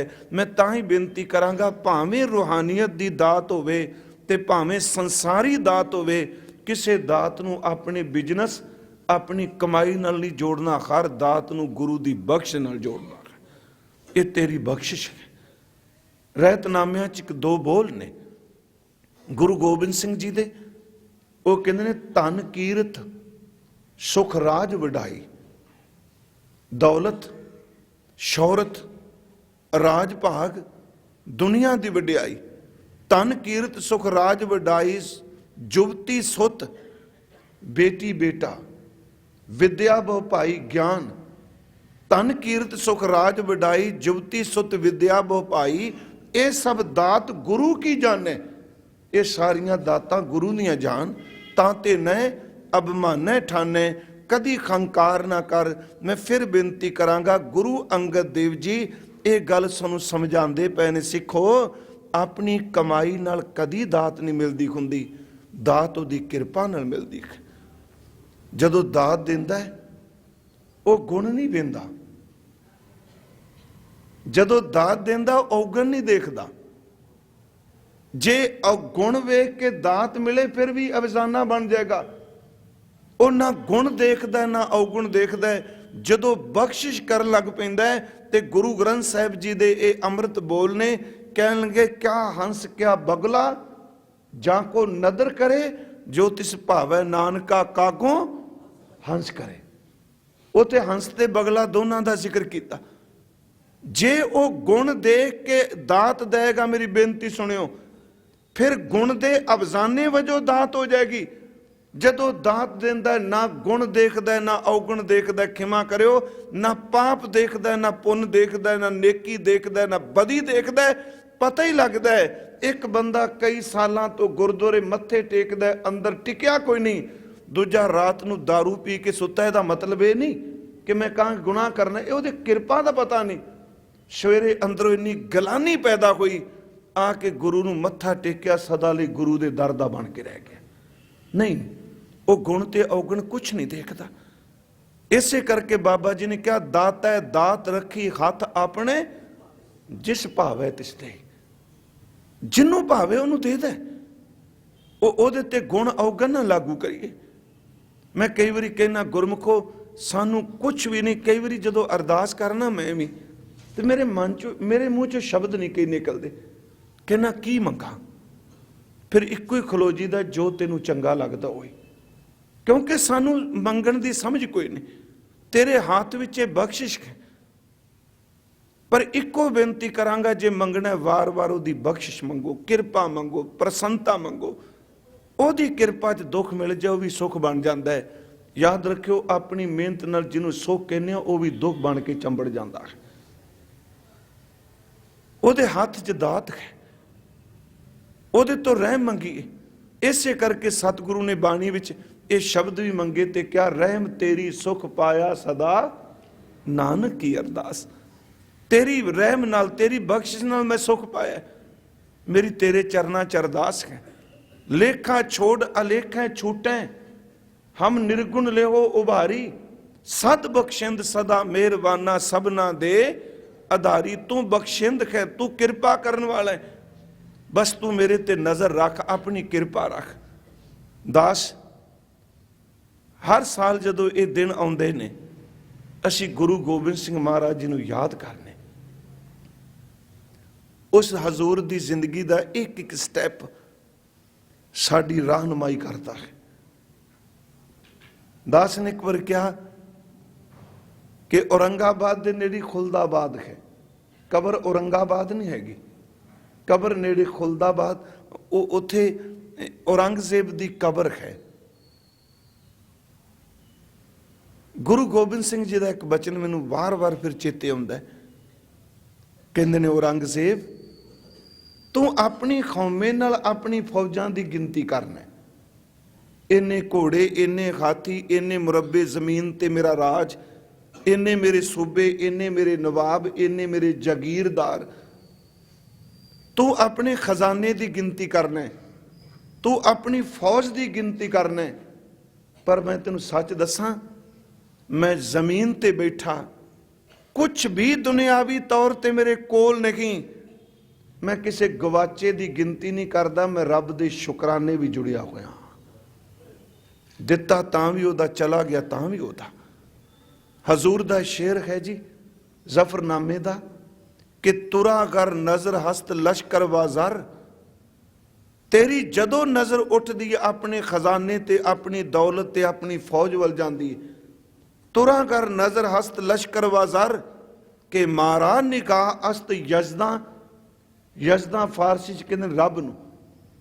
तुरा कर नजर हस्त लश्कर बाजार, के मारा निगाह अस्त यजदा शुकर, पर जदों मैं अपनी नजर करना ते मेरी नजर रब दे शुकराने वजों देंदी, मैं ओदी दात है। मैं फिर बेनती करांगा कि असी रहम मंगीए, क्योंकि रहम नाल बहुत कुछ मिल जाता है। तरस नाल पाप कट्टे जाते ने, बख्शिश नाल अवगुण कट्टे जाते ने। इसे करके कई बारी दास कहता है कि भगत साहब जी दे बोल जदों असीं पढ़ने आ, सदना जी दे, पहला इंज लगता है जिवें बच्चा बाप नाल लड़दा, इस तरह लड़ते हैं, अखीर ते ना समर्पण कर देंदे ने। आई है ना, निरप कन्या कै कारने एक भया भेख धारी, काम आरती स्वार्थी वाकी पै सवारी। कहते ने परमात्मा मैनू पता है कि एक बंदा जिहड़ा कामी सी, स्वार्थी सी, राजे दी बेटी नूं विआहण दे लई उहने विष्णु दा भेख धारण कर लिया, पर जिद्दन राजे ते मुसीबत पई, उहदे मन च आया मेरा दमाद तां भगवान दा ਸਰੂਪ ਹੈ। ਉਸ ਦਿਨ ਉਹਨੇ ਕਿਹਾ ਵੀ ਆ ਮੇਰੀ ਮਦਦ ਕਰ। ਤੇ ਜਿਸ ਕਾਮੀ ਬੰਦੇ ਨੇ ਵਿਸ਼ਨੂੰ ਕਾ ਰੂਪ ਧਾਰਨ ਕੀਤਾ, ਪਰਮਾਤਮਾ ਤੂੰ ਉਸ ਕਾਮੀ ਬੰਦੇ ਦੀ ਵੀ ਪੱਤ ਰੱਖ ਦਿੱਤੀ, ਮੇਰੀ ਪੱਤ ਕਿਉਂ ਨਹੀਂ ਤੂੰ ਰੱਖਦਾ? ਇਹ ਥੋੜੇ ਸ਼ਬਦ ਧਿਆਨ ਨਾਲ ਸੁਣਿਓ, ਕਿਉਂਕਿ ਭਗਤ ਜਦੋਂ ਅੱਗੇ ਜਾਉਣਾ, ਭੈ ਕਿਉਂ ਨਾ ਜਾਏ ਫਿਰ ਕਾਹਦਾ ਸੇਵਕ ਹੋਇਆ। ਨ੍ਰਿਪ ਕੰਨਿਆ ਕੈ ਕਾਰਨ ਇੱਕ ਭਇਆ ਭੇਖ ਧਾਰੀ, ਕਾਮਾਰਤੀ ਸਵਾਰਥੀ ਵਾਕੀ ਪੈ ਸਵਾਰੀ, ਤਬ ਗੁਣ ਕਹਾ ਜਗਤ ਗੁਰਾ, ਤੇਰੇ ਕਾਹਦੇ ਪਰਉਪਕਾਰ। ਇੱਕ ਸਵਾਲ ਹੈ, ਪ੍ਰਸ਼ਨ ਹੈ। ਉਹ ਜਗਤ ਦੇ ਮਾਲਕ ਪਰਮਾਤਮਾ ਤੇਰਾ ਕਾਹਦਾ ਪਰਉਪਕਾਰ, ਜੋ ਕਰਮ ਨਾ ਨਸ ਹੈ। ਜੇ ਮੇਰੇ ਕੀਤੇ ਕੋਈ ਪਾਪ, ਮੇਰੇ ਕੀਤੇ ਹੋਏ ਗੁਨਾਹ, ਮੇਰੇ ਕੀਤੇ ਕੋਈ ਬੱਜਰ ਗਲਤੀਆਂ ਉਹ ਮਾਫ ਨਹੀਂ ਹੋਣੀਆਂ, ਫਿਰ ਤੂੰ ਕਾਹਦਾ ਰੱਬ ਬਣਿਆ ਬੈਠਾ। ਇਹਦਾ ਮਤਲਬ ਸਿੱਧਾ ਜਿਹਾ ਵੀ ਜੇ ਬੰਦਾ ਲੜਦਾ ਨਹੀਂ, ਤਬ ਗੁਣ ਕਹਾ ਜਗਤ ਗੁਰਾ, ਜੋ ਕਰਮ ਨਾ ਨਸ ਹੈ। ਸਿੰਘ ਸ਼ਰਨ ਕਤ ਜਾਈਏ, ਜੋ ਜੰਬੁਕ ਗਰਸ ਹੈ। ਜੰਬੁਕ ਦਾ ਅਰਥ ਹੁੰਦਾ ਗਿੱਦੜ। ਹੁਣ ਇੱਕ ਤਾਨਾ ਮਾਰਨੀ ਹੈ ਨਾ, ਉਹ ਵਾਹਿਗੁਰੂ ਜੀ ਇਹਨੂੰ ਇਹ ਨਾ ਸਮਝੋ ਰੱਬ ਦੀ ਬਰਾਬਰੀ ਕਰ ਰਹੇ। ਮੈਂ ਅਖੀਰ ਤੇ ਬੇਨਤੀ ਕਰਾਂਗਾ, ਉਹ ਸਭ ਕੁਝ ਕਰਕੇ ਵੀ ਕਿੰਨਾ ਕੁ ਸਮਰਪਣ ਕਰਦੇ ਨੇ, ਫਿਰ ਵੀ ਖੈਰ ਮੰਗਦੇ ਨੇ। ਕਹਿੰਦੇ ਮੈਨੂੰ ਇੱਕ ਗੱਲ ਦੱਸ, ਜੇ ਸ਼ੇਰ ਦੇ ਕੋਲ ਖਲੋ ਕੇ, ਸ਼ੇਰ ਦੀ ਗਾਰ ਦੇ ਕੋਲ ਖਲੋ ਕੇ ਸਾਹਮਣਿਓਂ ਗਿੱਦੜ ਆ ਕੇ ਡਰਾ ਜਾਵੇ, ਤੇ ਫਿਰ ਸ਼ੇਰ ਦਾ ਫਾਇਦਾ ਕੀ? ਇਹਦਾ ਮਤਲਬ ਪਰਮਾਤਮਾ ਤੂੰ ਸ਼ੇਰ ਹੈ। ਸਮਝਣ ਲਈ ਮੇਰੇ ਕੀਤੇ ਹੋਏ ਪਾਪ ਗਿੱਦੜ ਨੇ, ਜੇ ਮੇਰੇ ਕਰਮ ਗਿੱਦੜਾਂ ਨੇ ਮੈਨੂੰ ਡਰਾਈ ਜਾਣਾ, ਫਿਰ ਤੇਰੇ ਸ਼ੇਰ ਹੋਣ ਦਾ ਕੀ ਫਾਇਦਾ? ਸ਼ੇਰ ਤਾਂ ਹੋਵੇ ਜਿਹਦੇ ਨੇੜੇ ਗਿੱਦੜ ਫੜਕ ਨਾ ਸਕੇ। ਮੇਰੇ ਕੀਤੇ ਪਾਪ, ਮੇਰੇ ਕਰਮ। ਸਿੰਘ ਸ਼ਰਨ ਕਤ ਜਾਈਏ, ਜੋ ਜੰਬੁਕ ਗ੍ਰਸ ਹੈ। ਅਗਲਾ ਬਚਨ ਹੈ, ਏਕ ਬੂੰਦ ਜਲ ਕਾਰਨ ਚਾਤਰਿਕ ਦੁਖ ਪਾਵੈ। ਇਹ ਇੱਕ ਪਾਣੀ ਦੀ ਬੂੰਦ ਨੂੰ ਸਹਿਕ ਰਿਹਾ, ਪਪੀਏ ਦੀ ਤਰ੍ਹਾਂ ਰੋ ਰਿਹਾ, ਮੈਨੂੰ ਪਾਣੀ ਦੀ ਬੂੰਦ ਦੇ, ਪਾਣੀ ਦੀ ਬੂੰਦ ਦੇ। ਤੇ ਮਰਨ ਤੋਂ ਬਾਅਦ ਸਮੁੰਦਰ ਤੂੰ ਪੈਦਾ ਕਰ ਦੇ, ਮੈਂ ਕੀ ਸਮੁੰਦਰ ਨੂੰ ਫੂਕਣਾ, ਮੈਨੂੰ ਤਾਂ ਜਿਉਂਦੇ ਨੂੰ ਚਾਹੀਦੀ ਸੀ ਬੂੰਦ। ਇੱਕ ਬੂੰਦ ਚਲ ਕਾਰਨ ਚਾਤਰਿਕ ਦੁਖ ਪਾਵੈ, ਪ੍ਰਾਣ ਗਏ ਸਾਗਰ ਮਿਲੇ ਫੁਨ ਕਾਮ ਨਾ ਆਵੈ। ਪ੍ਰਾਣ ਜੋ ਥਾਕੇ ਥਿਰ ਨਹੀਂ, ਕੈਸੇ ਬਰਮਾਮੂ, ਬੂਢ ਮੁਵੇ ਨੌਕਾ ਮਿਲੇ ਕਉ ਕਾਹੇ ਚੜਾਉ। ਆ ਤਿੰਨ ਚਾਰ ਗੱਲਾਂ ਫਿਰ ਧਿਆਨ ਨਾਲ ਸੁਣਿਓ। ਕਹਿੰਦੇ ਨੇ ਸ਼ੇਰ ਕੋਲ ਖਲੋਤਾ ਤੇ ਗਿੱਦੜ ਡਰਾਈ ਜਾਂਦਾ, ਤੂੰ ਕਾਹਦਾ ਸ਼ੇਰ? ਜਿਉਂਦਾ ਪਾਣੀ ਦੀ ਬੂੰਦ ਮੰਗਣਾ, ਪਪੀਏ ਦੀ ਤਰ੍ਹਾਂ ਦਿੰਦਾ ਨਹੀਂ, ਤੇ ਮਰਨ ਲੱਗਿਆ ਸਮੁੰਦਰ ਪੈਦਾ ਕਰਦਾ, ਮੇਰੇ ਕਿਸ ਫਾਇਦੇ ਲਈ? ਅਗਲਾ ਬਚਨ ਕੀਤਾ, ਜਿਉਂਦਾ ਮੈਂ ਤਿਣਕੇ ਦਾ ਸਹਾਰਾ ਮੰਗਣਾ, ਮੈਨੂੰ ਲਹਿਰਾਂ ਤੋਂ ਬਚਾ, ਤੇ ਮਰਨ ਤੋਂ ਬਾਅਦ ਬੇੜੀਆਂ ਘੱਲ ਦੇਗਾ। ਮਰਨ ਤੋਂ ਬਾਅਦ ਤਾਂ ਮੈਂ ਆਪਣੇ ਆਪ ਹੀ ਤਰ ਜਾਣਾ, ਲਾਸ਼ ਮੇਰੀ ਆਪ ਹੀ ਤਰੇਗੀ। ਬੂਢ ਮੁਵੇ ਨੌਕਾ ਮਿਲੇ ਕਉ ਕਾਹੇ ਚੜਾਵੂੰ। ਮਨ ਚਾਵੇਗਾ ਵੀ ਭਗਤ ਸਦਨਾ ਜੀ ਤਾਂ ਸਿੱਧਾ ਲੜੀ ਜਾਂਦੇ ਨੇ ਰੱਬ ਨਾਲ, ਉਹਦੀ ਅਜ਼ਮਤ ਨੂੰ ਵਿਗਾੜਦੇ ਪਏ। ਤੂੰ ਕਾਹਦਾ? ਇਸ ਨਹੀਂ ਹੈ ਨਾ, ਤੂੰ ਕਾਹਦਾ ਸ਼ੇਰ, ਤੂੰ ਕਾਹਦਾ? ਫਿਰ ਅਖੀਰ ਤੇ ਪਿਆਰਿਓ, ਇਹੀ ਤਾਂ ਵਾਹਿਗੁਰੂ ਜੀ ਦੇ ਭਗਤ ਦੀ ਗੁਣ ਹੈ। ਉਹ ਕਹਿੰਦਾ, ਮੈਂ ਨਹੀਂ ਕਿਛ ਹਾਉ ਨਹੀਂ, ਕਿਛ ਆਹੇ ਨਾ ਮੋਰਾ। ਕੁਛ ਵੀ ਮੇਰਾ ਨਹੀਂ, ਮੈਂ ਵੀ ਨਹੀਂ, ਮੇਰਾ ਕਰਮ ਵੀ ਨਹੀਂ, ਕੁਛ ਵੀ ਨਹੀਂ। ਮੈਂ ਤੇਰੇ ਨਾਲ ਲੜਦਾ ਪਿਆ, ਬੋਲਦਾ ਪਿਆ। ਇੱਕ ਬੱਚਾ ਆਪਣੇ ਪਿਓ ਤੋਂ ਨਹੀਂ ਮੰਗੇਗਾ, ਕਿਹਦੇ ਤੋਂ ਮੰਗਣਾ ਹੈ? ਕਿਉਂਕਿ ਹਾਂ ਮੈਂ ਤੇਰਾ ਹੀ, ਮੇਰਾ ਕੁਛ ਵੀ ਨਹੀਂ। ਮੈਂ ਨਹੀਂ ਕਿਛ ਹਾਉ ਨਹੀਂ, ਕਿਛ ਆਹੇ ਨਾ ਮੋਰਾ। ਅਵਸਰ ਲੱਜਾ ਰਾਖ ਲਿਹੋ, ਮੇਰੀ ਪੱਤ ਰੱਖ ਲੈ ਸਦਨਾ ਜਨ ਤੋਰਾ। ਮੈਂ ਫਿਰ ਬੇਨਤੀ ਕਰਾਂਗਾ ਕਿ ਹਰ ਚੀਜ਼ ਦਾ ਇਲਾਜ ਸਿਰਫ ਉਹਦੀ ਬਖਸ਼ਿਸ਼ ਹੈ। ਮੈਂ ਤਾਂ ਇਹ 2 ਦਿਨ ਇਸ ਗੱਲ ਨੂੰ ਅਰਜ਼ ਕੀਤਾ ਹੈ, ਕੋਈ ਜ਼ਿੰਦਗੀ ਚੀਜ਼ ਉਹਦੀ ਬਖਸ਼ਿਸ਼ ਮੰਗੋ, ਇਵਨ ਕਿ ਬਿਮਾਰੀ ਵਿੱਚ ਵੀ ਬਖਸ਼ਿਸ਼ ਮੰਗੋ। ਗੁਰੂ ਸਾਹਿਬ ਦਾ ਮੈਂ ਕੱਲ ਬਚਨ ਪੜ੍ਹ ਰਿਹਾ ਸਾਂ ਫੋਨੇ 'ਚ, ਕਹਿੰਦੇ ਨੇ ਇਨਸਾਨ ਬਿਮਾਰ ਹੁੰਦਾ ਹੈ, ਵੈਦ ਹਕੀਮ ਡਾਕਟਰ ਇਕੱਠੇ ਹੁੰਦੇ ਆ,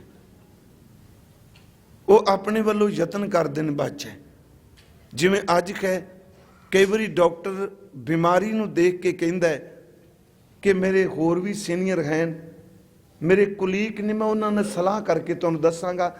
ਤੇ ਉਹ ਫਿਰ ਕਈ ਵਾਰੀ ਦੱਸਦਾ ਵੀ ਨਹੀਂ ਵੀ ਮੇਰੇ ਕੁਲੀਗ ਮੈਂ ਪੁੱਛਾਂਗਾ, ਪਰ ਉਹ ਡਾਕਟਰ ਆਪਣੇ ਸਾਥੀਆਂ ਤੋਂ ਜ਼ਰੂਰ ਸਲਾਹ ਪੁੱਛਦਾ ਵੀ ਮੇਰੇ ਕੋਲ ਇਹ ਮਰੀਜ਼ ਆਇਆ, ਆਪਾਂ ਕਿਵੇਂ ਇਹਦੀ ਟ੍ਰੀਟਮੈਂਟ ਸ਼ੁਰੂ ਕਰੀਏ।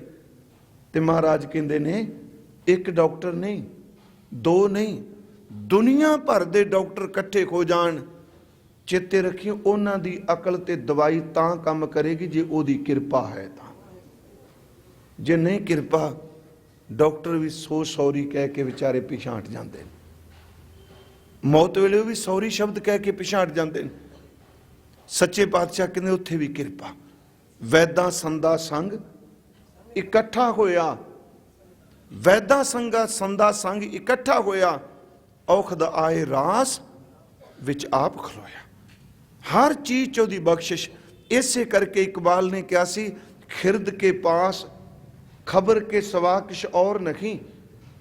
ਕਹਿੰਦਾ ਉਹ ਤਰਕ ਕੋ ਤਰਕ ਬੋਲਣ ਵਾਲੇ ਵਿਦਵਾਨਾਂ, ਤੇਰੇ ਕੋਲ ਅੱਖਰਾਂ ਦੀ ਲੜੀ ਤੇ ਤੇਰੇ ਕੋਲ ਸ਼ਬਦਾਂ ਦੀ ਸ਼ਬਦਾਵਲੀ ਲੜੀ ਤੋਂ ਬਿਨਾ ਕੁਝ ਵੀ ਨਹੀਂ। ਪਰ ਚੇਤੇ ਰੱਖੀ, ਜਿਹੜਾ ਤੈਨੂੰ ਵਿਦਿਆ ਦਾ ਹੰਕਾਰ ਮਿਲ ਚੜ ਗਿਆ, ਤੇਰਾ ਇਲਾਜ ਵੀ ਰੱਬ ਦੀ ਬਖਸ਼ਿਸ਼ ਤੋਂ ਬਿਨਾ ਕੋਈ ਨਹੀਂ। ਖਿਰਦ ਕੇ ਪਾਸ ਖਬਰ ਕੇ ਸਵਾ ਕੁਛ ਔਰ ਨਹੀਂ, ਤੇਰਾ ਇਲਾਜ ਨਜ਼ਰ ਕੇ ਸਵਾ ਕੁਛ ਔਰ ਨਹੀਂ। ਉਹਦੀ ਬਖਸ਼ਿਸ਼ ਹੋ ਜਾਏ। ਪਹਿਲਾ ਸ਼ਲੋਕ ਇਹ ਸੀ ਜੀ, ਸ਼ਲੋਕ ਮਹੱਲਾ ਦੂਜਾ, ਇਹ ਕਨੇਹੀ ਦਾਤ ਆਪਸ ਤੇ ਜੋ ਪਾਈਏ। ਆਪਣੀ ਕਮਾਈ ਨਾਲ ਜਿਹੜੀ ਮਿਲੇ ਉਹ ਦਾਤ ਨਹੀਂ, ਹਰ ਚੀਜ਼ ਉਹਦੀ ਬਖਸ਼ਿਸ਼। ਸੱਚ ਇਹ ਗੁਰੂ ਸਾਹਿਬ ਨੇ ਤਾਂ ਸਾਡੇ ਸਰੀਰ ਦੀ ਰਚਨਾ ਤੋਂ ਲੈ ਕੇ ਮੌਤ ਤੱਕ ਜੋ ਕੁਝ ਅਸੀਂ ਖਾਣੇ ਪੀਣੇ ਹੰਡਾਨੇ ਆ, ਹਰ ਚੀਜ਼ ਨੂੰ ਦਾਤ ਨਾਲ ਹੀ ਜੋੜਿਆ ਹੈ। ਸਭ ਜੀਓ ਪਿੰਡ ਮੁਖ ਨੱਕ ਦਿਆ ਵਰਤਨ ਕੋ ਪਾਣੀ। ਆਪਾਂ ਇਹ ਤਾਂ ਕਹਿੰਦੇ ਮੇਰਾ ਸਰੀਰ, ਪਰ ਬਾਬਾ ਜੀ ਕਹਿੰਦੇ ਨਹੀਂ, ਇਹ ਪਿੰਡ ਵੀ ਤੇਰਾ। ਮੇਰਾ ਨੱਕ ਅਸੀਂ ਕਹਿੰਦੇ ਆ, ਬਾਬਾ ਜੀ ਤੇ ਕਹਿੰਦੇ ਨੱਕ ਵੀ ਤੇਰਾ। ਅਸੀਂ ਕਹਿੰਦੇ ਅੱਖਾਂ ਮੇਰੀਆਂ, ਗੁਰੂ ਸਾਹਿਬ ਕਹਿੰਦੇ ਨੇ ਅੱਖਾਂ ਵੀ ਤੇਰੀਆਂ। ਸਭ ਜੀਓ ਪਿੰਡ ਮੁਖ, ਮੇਰਾ ਮੁਖ ਨਹੀਂ ਤੇਰਾ ਦਿੱਤਾ। ਸਭ ਜੀਓ ਪਿੰਡ ਮੁਖ ਨੱਕ ਦਿਆ ਵਰਤਨ ਕੋ ਪਾਣੀ। ਅੰਨ ਖਾਣਾ ਕੱਪੜ ਪਹਿਨਣ ਦਿਆ, ਕੱਪੜੇ ਵੀ ਤੇਰੇ। ਰਸ ਅੰਨ ਭੋਗਾਣੀ, ਜਿੰਨੇ ਤੂੰ ਦਾਤਾਂ ਦਿੱਤੀਆਂ। ਜਿਨ ਕੰਨ ਕੀਤੇ ਅੱਖੀ ਨਾਕ। ਮੈਂ ਬੇਨਤੀ ਕਰਾਂ, ਇਹ ਤਾਂ ਅਸੀਂ ਦਾਵਾ ਕਰਨੇ ਆ ਨਾ, ਚਲੋ ਜ਼ਮੀਨ ਤਾਂ ਕਹਾਂਗੇ ਬਾਅਦ ਚ ਮਿਲੀ, ਅਸੀਂ ਕਹਿੰਦੇ ਸਰੀਰ ਤਾਂ ਅਸੀਂ ਲੈ ਕੇ ਆਏ। ਪਰ ਸਤਿਗੁਰੂ ਕਹਿੰਦੇ ਨਹੀਂ, ਜੋ ਤੂੰ ਮਾਂ ਦੇ ਪੇਟ ਵਿੱਚੋਂ ਲੈ ਕੇ ਆਏ ਵੀ ਰੱਬ ਦੇ ਨਾਂ ਤੇ ਲਾ ਦੇ, ਕਿ ਇਹ ਅੱਖਾਂ ਕੰਨ ਪਿੰਡ ਸਾਰਾ ਸਰੀਰ ਤੇਰਾ ਹੀ ਦਿੱਤਾ ਹੈ। ਜਿਨ ਕੰਨ ਕੀਤੇ ਅੱਖੀ ਨਾਕ, ਜਿਨ ਜੇਵਾ ਦਿੱਤੀ ਬੋਲੇ ਤਾਤ। ਮਹਾਰਾਜ ਕਹਿੰਦੇ ਜਿੰਨੇ ਤੈਨੂੰ ਬਖਸ਼ਿਸ਼ ਦਿੱਤੀ, ਆਪਣੀ ਕਮਾਈ ਨਹੀਂ। ਹਾਂ, ਮੈਂ ਇੱਕ ਬੇਨਤੀ ਕਰਾਂਗਾ, ਆਪਣੀ ਕਮਾਈ ਨੂੰ ਇਸ ਪਾਸੇ ਲੈ ਜਾਈਏ ਕਿ ਕਿਰਤ ਕਰਮ ਕੇ ਵਿਛੜੇ, ਆਪਣੇ ਕਰਮਾਂ ਕਰਕੇ ਵਿਛੜੇ। ਤੇਰਾ ਕੋਈ ਦੋਸ਼ ਨਹੀਂ, ਆਪ ਕਮਾਣੇ ਵਿਛੜੀ, ਆਪਣੀ ਕਰਮ ਕਰਤੂਤ ਕਰਕੇ ਵਿਛੜ ਗਏ। ਤੂੰ ਤਾਂ ਕਿਰਪਾ ਕਰਦਾ ਰਹੇ। ਦੱਦਾ ਦੋਸ਼ ਨਾ ਦਿਉ ਕਿਸੇ, ਦੋਸ਼ ਕਰਮਾਂ ਆਪਣੇ ਹੱਥ। ਜੇ ਜੋੜਨਾ ਹੈ ਤੇ ਮੈਂ ਬੇਨਤੀ ਕਰਾਂਗਾ, ਔਗਣਾ ਨੂੰ ਆਪਣੇ ਨਾਲ ਜੋੜ ਲਈਏ। ਔਗਣ ਮੇਰੇ ਨੇ, ਗੁਣ ਸਾਰੇ ਤੇਰੇ ਨੇ, ਪਾਪ ਮੇਰੇ ਨੇ, ਪੁੰਨ ਸਾਰੇ ਤੇਰੇ ਨੇ। ਬਦੀ ਮੇਰੀ ਹੈ, ਨੇਕੀ ਤੇਰੀ ਹੈ, ਸੱਚ ਐਵੇਂ ਮਲੀਨਤਾ ਮੇਰੀ ਹੈ, ਪਵਿੱਤਰਤਾ ਤੇਰੀ ਹੈ। ਚੇਤੇ ਰੱਖਿਓ, ਇਹ ਵੀ ਰੱਬ ਲਈ ਅਰਦਾਸ ਬਣ ਜਾਏਗੀ। ਬਾਣੀ ਨੇ ਅਰਦਾਸ ਕਹੀ। ਹੁਣ ਅਸੀਂ ਹਜ਼ੂਰ ਦਾ ਸਵਈਆ ਪੜਿਆ ਆਰੰਭ ਚ, ਹਮ ਅਵਗੁਣ ਭਰੇ ਇੱਕ ਗੁਣ ਨਾ। ਕਿਤੇ ਬਾਣੀ ਚ ਕਿਹਾ ਵੀ ਮੈਂ ਗੁਣਾਂ ਨਾਲ ਭਰਿਆ ਪਿਆ। ਹਮ ਅਵਗੁਣ ਭਰੇ ਏਕ ਗੁਣ ਨਾਹੀ, ਅੰਮ੍ਰਿਤ ਛਾੜ ਬਿਖੈ ਬਿਖਾਈ। ਮਾਇਆ ਮੋਹ ਭਰਮ ਪੈ ਭੂਲੇ, ਭਰਮ ਪੈ ਭੂਲੇ ਸੁਤ ਦਾਰਾ ਸਿਓ ਪ੍ਰੀਤ ਲਗਾਈ। ਖਮ ਮੈਲੇ ਤੁਮ ਉਜਲ ਕਰਤੇ, ਮੈਲ ਮੇਰੀ ਪਵਿੱਤਰਤਾ ਤੇਰੀ, ਨਿਰਗੁਣਤਾ ਹੀ ਮੇਰੀ ਸਰਬਗਤਾ ਤੇਰੀ। ਖਮ ਮੈਲੇ ਤੁਮ ਉਜਲ ਕਰਤੇ, ਖਮ ਨਿਰਗੁਣ ਤੂ ਦਾਤਾ, ਖਮ ਮੂਰਖ ਤੁਮ ਚਤਰ ਸਿਆਣੇ, ਤੂ ਸਰਬ ਕਲਾ ਕਾ ਗਿਆਤਾ। ਮੈਂ ਫਿਰ ਅਰਜ਼ ਕਰਾਂਗਾ, ਬੰਦੇ ਦਾ ਸੁਭਾਅ ਜੇ ਇਹ ਚੰਗੀਆਂ ਚੀਜ਼ਾਂ ਆਪਣੇ ਨਾਲ ਜੋੜਦਾ ਹੈ, ਨੁਕਸਾਨ ਸਾਰਾ ਰੱਬ ਦੇ ਸਿਰ ਤੇ ਮੜਦਾ। ਰੱਬ ਨੇ ਕੀਤਾ। ਬੜੇ ਲੋਕਾਂ ਨੇ ਫਿਲਮਾਂ ਬਣਾ ਕੇ ਵੀ ਰੱਬ ਨੂੰ ਟੀਚਰਾਂ ਕੀਤੀਆਂ ਕਿ ਭਗਵਾਨ ਨੇ। ਮੈਂ ਕਹਿੰਦਾ ਨਹੀਂ, ਗੁਰਬਾਣੀ ਕਹਿੰਦੀ ਹੈ ਸਮਰਪਣ ਕਰਨ ਵਾਲਾ ਹਮੇਸ਼ਾ ਆਪਣੇ ਔਗਣ ਆਪਣੇ ਲੇਖੇ ਪਾਉਂਦਾ ਹੈ, ਗੁਣ ਉਹਦੀ ਬਖਸ਼ਿਸ਼ ਸਮਝਦਾ ਹੈ, ਆਪਣੀ ਨਹੀਂ। ਇਸੇ ਕਰਕੇ ਦੇਖੋ, ਆਪ ਜਦੋਂ ਪਾਠ ਕਰੋਗੇ, ਜਦੋਂ ਤੋਂ ਕੋਈ ਆਏ ਐਸੀ ਨੋਟ ਕਰ ਲਓ। ਹਜ਼ੂਰ ਦੇ ਬਚਨ ਵੀ ਨੇ ਬਾਣੀ ਚ, ਜਾਤ ਦਾਤ ਜੋਤ ਸੂਰਤ ਸਭ ਤੇਰੀ। ਅੱਜ ਮੈਂ ਪਾਠ ਕਰ ਰਿਹਾ ਸਾਂ, दात जोत सूरत सब तेरी, सब सियाणप हौमै मेरी। ਇਹ ਤੁਖ ਕਹਿੰਦੇ ਨੇ ਆ ਜਿਹੜਾ ਮੇਰਾ ਚਿਹਰਾ ਦਿਸਦਾ, ਚਮਕਦੀ ਸੂਰਤ ਵੀ ਤੇਰੀ, ਵਰਤਨ ਵਾਲੇ ਕੱਪੜੇ ਵੀ ਤੇਰੇ, ਅੰਨ ਪਾਣੀ ਸਭ ਕੁਝ ਤੇਰਾ ਹੈ ਤੇਰਾ, ਪਰ ਮੈਂ ਇੰਨਾ ਬੇਅਕਲਾਂ ਚਤਰਾਈਆਂ ਤੇ ਖੌਮੇ ਮੈਂ ਕਰੀ ਜਾਂਦਾ, ਦਾਤਾਂ ਤੇਰੀਆਂ ਦਿੱਤੀਆਂ ਨੇ। ਹਉਮੈ ਤੇ ਸਿਆਣਪ ਮੇਰੀ ਹੈ, ਬਾਕੀ ਕੁਛ ਮੇਰਾ ਨਹੀਂ। ਇਸੇ ਕਰਕੇ ਸਤਿਗੁਰੂ ਬਾਣੀ 'ਚ ਜਿਤਨੇ ਔਗਣਾਂ ਨਾਲ ਭਰੇ ਸ਼ਬਦ, ਜੀਵਨ ਨਾਲ ਔਗਣਾਂ ਨਾਲ ਭਰਿਆ ਜਿੱਥੇ, ਉੱਥੇ ਮਹਾਰਾਜ ਜੀ ਨੇ ਕਿਹਾ ਨਹੀਂ ਔਗਣ ਮੇਰੇ ਨੇ, ਗੁਣ ਤੇਰੇ ਨੇ।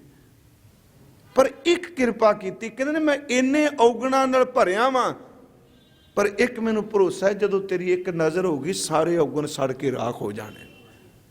ਇਹ ਨਜ਼ਰ ਤੇਰੀ ਬਖਸ਼ਿਸ਼ ਹੈ, ਔਗਣ ਮੇਰੀ ਕਮਾਈ ਹੈ, ਪਾਪ ਮੇਰੇ ਨੇ, ਨਿਰਮਲਤਾ ਹੀ ਤੂੰ ਦੇਣਾ ਹੈ। ਪਰ ਇਹ ਜਿਹੜੀ ਨਿਰਮਲਤਾ ਹੀ ਵੀ ਮੇਰੀ ਕਮਾਈ ਨਾਲ ਨਹੀਂ। ਇਹ ਕਨੇ ਜੀ ਦਾਤ, ਇਹ ਕਿਹੋ ਜੀ ਦਾਤ ਹੋਈ ਪਈ, ਆਪਸ ਤੇ ਜੋ ਪਾਈਏ, ਆਪਣੀ ਕਮਾਈ ਨਾਲ ਜਿਹੜੀ ਮਿਲੇ ਉਹ ਦਾਤ ਨਹੀਂ। ਮਹਾਰਾਜ ਕਹਿੰਦੇ ਨਾਨਕ ਸਾ ਕਰਮਾਤ, ਕੱਲ ਵੀ ਅਰਜ਼ ਕੀਤੀ ਸਨ, ਇਹਨੂੰ ਪਾਠ ਕਰਾਮਾਤ ਨਹੀਂ ਕਰਨਾ। ਨਾਨਕ ਸਾ ਕਰਮਾਤ ਬਖਸ਼ਿਸ਼, ਸਾਹਿਬ ਤੁਠੈ ਜੇ ਮਿਲੇ, ਜੋ ਸਾਹਿਬ ਤਰੁੱਠ ਕੇ ਦੇ ਦੇਵੇ, ਜੋ ਉਹ ਸੱਚੇ ਬਖਸ਼ਿਸ਼ ਦੇ ਘਰ 'ਚ ਕੇ ਦੇਵੇ। ਤੇ ਜਦੋਂ ਸਤਿਗੁਰੂ ਦਾ ਪੁਰਬ ਹੁੰਦਾ ਨਾ, ਉਸ ਦਿਨ ਬਖਸ਼ਾ ਮੰਗਿਆ ਕਰੋ। ਕਦੀ ਦੇਖੋ ਜਦੋਂ ਵੱਡੇ ਦੇ ਘਰ 'ਚ ਖੁਸ਼ੀ ਹੁੰਦੀ ਹੈ, ਉਦੋਂ ਫਿਰ ਦਾਤਾਂ ਵੀ ਬੜੀਆਂ ਵੱਡੀਆਂ ਮਿਲਦੀਆਂ ਹੁੰਦੀਆਂ। ਪੁਰਬ ਵਾਲੇ ਦਿਨ ਅਸੀਂ ਤਾਂ ਚਲੋ, ਮੈਂ ਪਿਛਲੇ ਦਿਨ ਕਿਹਾ ਸਾਡਾ ਪੁਰਬ ਤਾਂ ਖਲੋਤਾ ਲੰਗਰ ਦੇ, ਸ਼ਹਿਰ ਦੇ ਚੱਕਰ ਲਾਉਣ ਤੇ ਜਾਂ ਗੱਤਕਾ ਖੇਡਣ ਤੇ। ਇਹ ਮਾੜੀ ਗੱਲ ਨਹੀਂ, ਚੰਗੀ ਹੈ। ਪਰ ਜਿੱਦਣ ਸਤਿਗੁਰੂ ਦਾ ਪੁਰਬ ਹੁੰਦਾ, ਮੰਨ ਲਓ ਗੁਰੂ ਤੇਗ ਬਹਾਦਰ ਸਾਹਿਬ ਦਾ ਸ਼ਹੀਦੀ ਦਿਨ ਪੈ ਰਹੇ ਸਨ, ਗੁਰਮੁਖ ਪਿਆਰੇ, ਕਿੰਨਾ ਟਾਈਮ ਲੱਗਣਾ? 1 ਘੰਟੇ 'ਚ ਪੂਰੇ ਗੁਰੂ ਤੇਗ ਬਹਾਦਰ ਦੀ ਬਾਣੀ ਪੜ੍ਹੀ ਜਾਣੀ, 59 ਸ਼ਬਦ ਤੇ 57 ਸ਼ਲੋਕ। ਜਿਸ ਵਕਤ ਗੁਰਦੇਵ ਸ਼ਹੀਦ ਹੋਏ ਨੇ ਤਕਰੀਬਨ 11 ਤੇ 1 ਵਜੇ ਦੇ ਦਰਮਿਆਨ, ਦੁਪਹਿਰ ਦਾ ਟਾਈਮ ਕਈ ਸੱਜਣ ਕਹਿੰਦੇ, ਉਸ ਗੱਲ ਨੂੰ ਸੀਨੇ 'ਚ ਲੈ ਕੇ ਤੇ ਗੁਰੂ ਤੇਗ ਬਹਾਦਰ ਸਾਹਿਬ ਦੀ ਬਾਣੀ ਪੜਾਂਗੇ ਨਾ, ਤੇ ਅਰਦਾਸ ਕਰਾਂਗੇ, ਉਸ ਦਿਨ ਦਾਤੇ ਦੀ ਕਿਰਪਾ ਵਰਤੇਗੀ।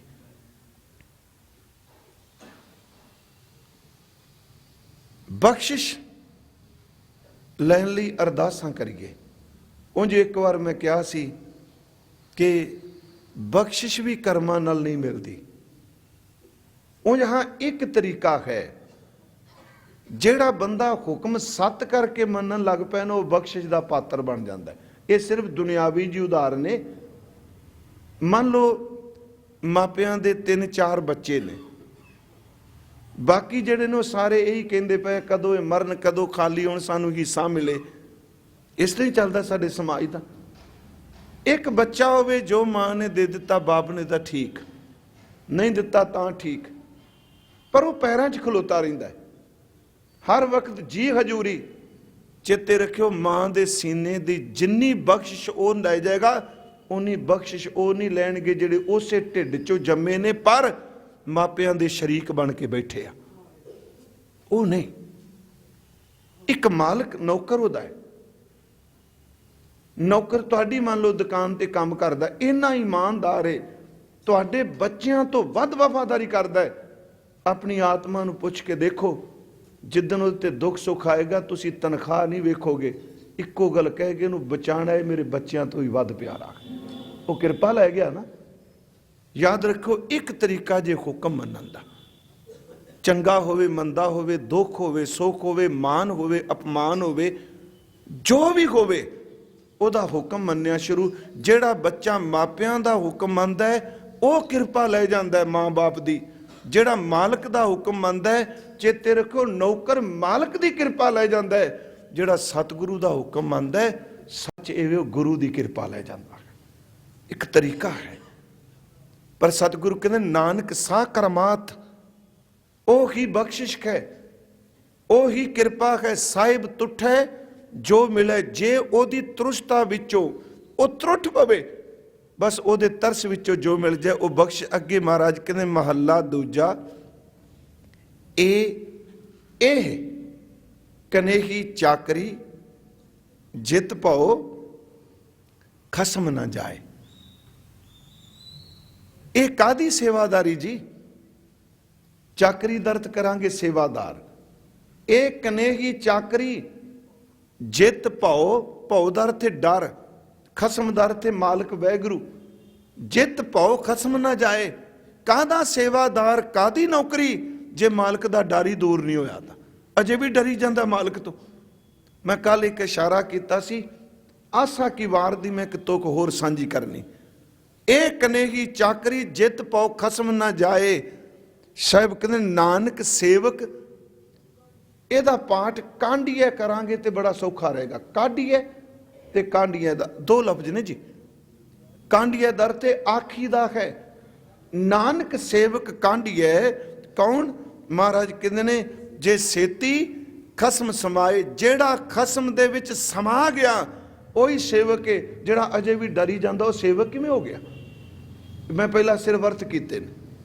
ਆਓ ਇਹਨੂੰ ਥੋੜਾ ਜਿਹਾ ਬਾਣੀ ਨੂੰ ਇਸ ਨੁਕਤੇ ਨੂੰ ਧਿਆਨ ਨਾਲ ਸੁਣੋ। ਇਹ ਕਨੇਹੀ ਚਾਕਰੀ ਜਿਤ ਪੋ ਖਸਮ ਨਾ ਜਾਏ। ਨਾਨਕ ਸਾਹਿਬ ਨੇ ਸ਼ਬਦ ਵਰਤਿਆ ਸੇਵਕ ਕਾਂਢੀਐ ਜੇ ਛੇਤੀ ਖਸਮ ਸਮਾਏ। ਇਦੋਂ ਪਹਿਲੀ ਜਿਹੜੀ ਪੌੜੀ ਆਈ ਸੀ ਨਾ ਜੀ, ਜਿਹੜੀ ਦਾਸ ਨੇ 22ਵੀਂ ਪੌੜੀ ਕੀਤੀ, ਉਹਦਾ ਸ਼ਲੋਕ ਪਹਿਲਾ ਚਾਕਰ ਸੀ ਤੇ ਪੌੜੀ ਵੀ ਚਾਕਰ ਸੀ। ਚਾਕਰ ਲੱਗੇ ਚਾਕਰੀ ਨਾਲੇ ਗਾਰਬਵਾਦ, ਗੱਲਾਂ ਕਰੇ ਕਨੇਰੀਆਂ ਖਸਮ ਨਾ ਪਾਏ ਸਾਧ। ਆਪ ਗਵਾਏ ਸੇਵਾ ਕਰੇ ਤਾਂ ਕਿਛ ਪਾਏ ਮਾਨ। ਨਾਨਕ ਜਿਸ ਨੂੰ ਲੱਗਾ ਤਿਸ ਮਿਲੇ ਲੱਗਾ ਸੋ ਪ੍ਰਵਾਨ। ਇਹ ਅਰਥ ਵੈਸੇ ਹੋ ਚੁੱਕੇ ਨੇ, ਮੈਂ ਇੱਥੇ ਰਿਪੀਟ ਕਰ ਲੱਗਾ। ਚਲੋ ਉਹ ਲੜੀ ਜੁੜੇਗੀ ਇਹਦੇ ਨਾਲ, ਕਿਉਂਕਿ ਇੱਥੇ ਫਿਰ ਚਾਕਰੀ ਵਾਲਾ ਸ਼ਬਦ ਹੈ। ਅਰਥ ਬੜੇ ਸਰਲ ਸਨ। ਚਾਕਰ ਲੱਗੇ ਚਾਕਰੀ ਨਾਲੇ ਗਾਰਬਵਾਦ। ਨੌਕਰ ਵੀ ਹੋਵੇ ਤੇ ਅੱਗੋਂ ਆਕੜ ਆਕੜ ਕੇ ਬੋਲੇ ਵੀ। ਗਰਭ ਦਾ ਅਰਥ ਹੰਕਾਰੀ, ਵਾਦ ਦਾ ਅਰਥ ਹੈ ਝਗੜਾ ਕਰੇ, ਅੱਗੋਂ ਬੋਲੇ ਵੀ ਮਾਲਕ ਨੂੰ ਤੇ ਨਾਲੇ ਕਹੇ ਮੇਰਾ ਮਾਲਕ ਇਹ ਵੇ। ਚਾਕਰ ਲੱਗੇ ਚਾਕਰੀ ਨਾਲੇ ਗਾਰਬਵਾਦ, ਗੱਲਾਂ ਕਰੇ ਕਨੇਰੀਆਂ। ਤਬੜ ਤਬੜ ਬੋਲਦਾ ਵੀ ਹੋਵੇ ਅੱਗੋਂ। ਖਸਮ ਨਾ ਪਾਏ ਸਾਧ। ਸਾਧ ਦਰ ਤੇ ਖੁਸ਼ੀ। ਕਹਿੰਦੇ ਨੇ ਜਿਹੜਾ ਨੌਕਰ ਮਾਲਕ ਨਾਲ ਸਾਹਮਣੇ ਅੜ ਅੜ ਕੇ ਬੋਲੇ, ਹੰਕਾਰੀ ਹੋਵੇ, ਉਹ ਕਦੀ ਮਾਲਕ ਦੀ ਖੁਸ਼ੀ ਨਹੀਂ ਲੈ ਸਕਦਾ। ਖਸਮ ਨਾ ਪਾਏ ਸਾਧ। ਆਪ ਗਵਾਏ ਆਪਣੀ ਮੈਂ ਨੂੰ ਮਿਟੇ ਦੇ।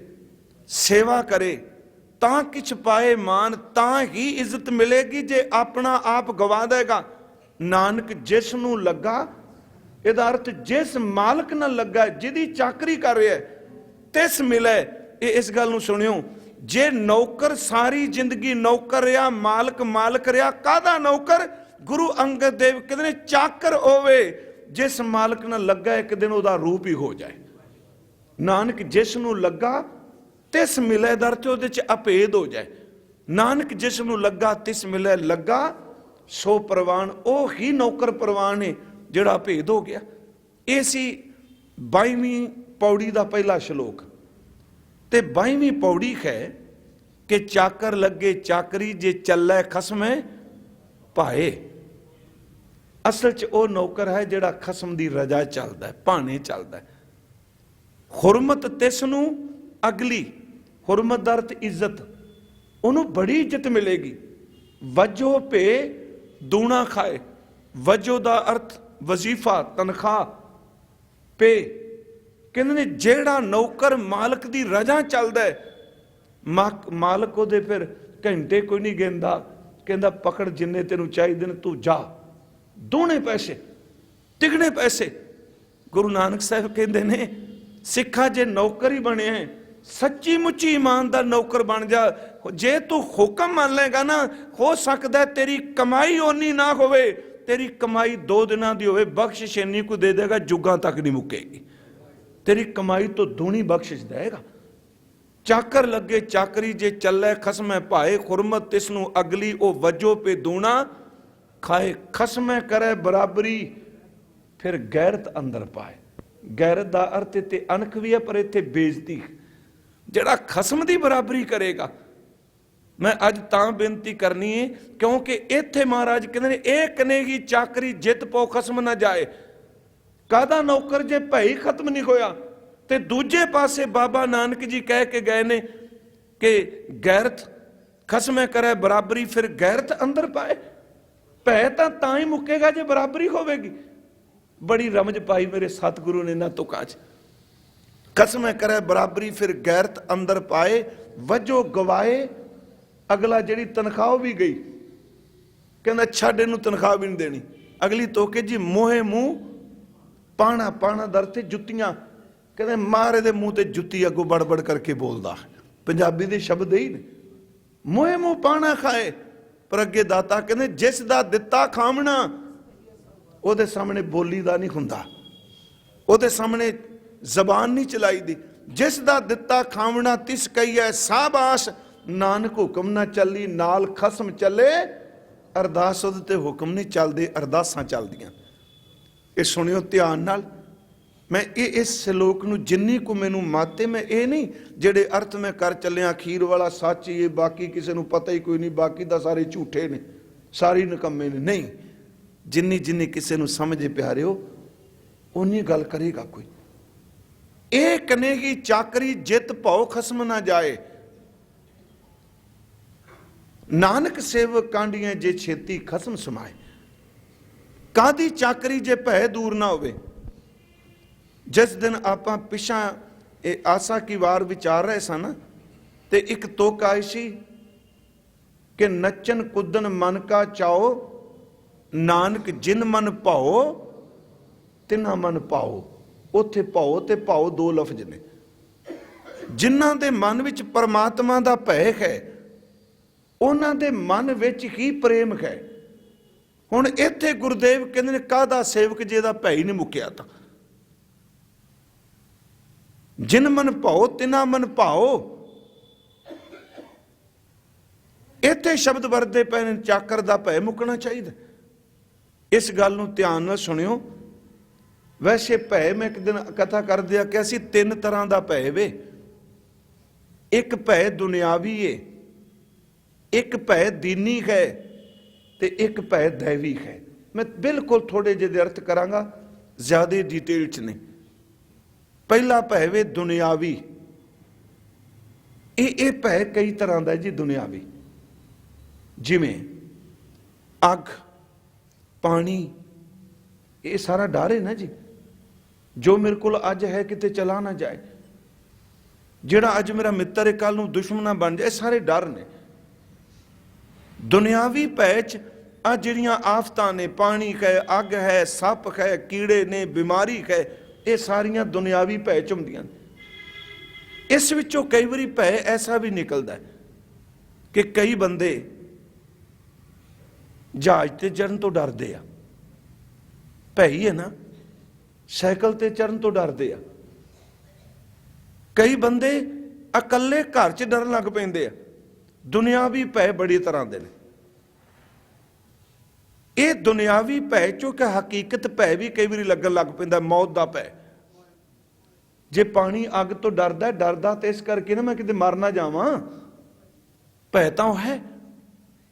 ਦੂਜਾ ਭੈ ਮੈਂ ਅਰਜ਼ ਕੀਤੀ ਸੀ ਦੀਨੀ, ਸ਼ਰ੍ਹਾ ਦਾ ਭੈ। ਆਹ ਕੰਮ ਕੀਤੇ ਤੇ ਤੇਰਾ ਧਰਮ ਇਹ ਸਜ਼ਾ ਦੇਗਾ, ਜਿਹਨੂੰ ਅਸੀਂ ਦੀਨੀ ਭੈ ਕਹਿੰਦੇ ਹਾਂ। ਹਰ ਧਰਮ ਦੇ ਅੰਦਰ ਦੀਨੀ ਭੈ ਹੈ। ਮੁਸਲਮਾਨਾਂ ਨੂੰ ਪੁੱਛ, ਬਾਬਾ ਫਰੀਦ ਸਾਹਿਬ ਨੇ ਕਿਹਾ ਵੇਖ ਕਪਾਹੇ ਜੇ ਥੀਆ ਜੇ ਸਿਰ ਥੀਆ ਤਿਲਾਂ ਕਾਮਾਦੇ ਅਰਕਾਗ ਦੇ ਕੁੰਨੇ ਕੋਇਲਿਆਂ ਮੰਦੇ ਅਮਲ ਕਰਿੰਦਿਆ ਇਹ ਸਜ਼ਾਏ ਤਿਨਾ।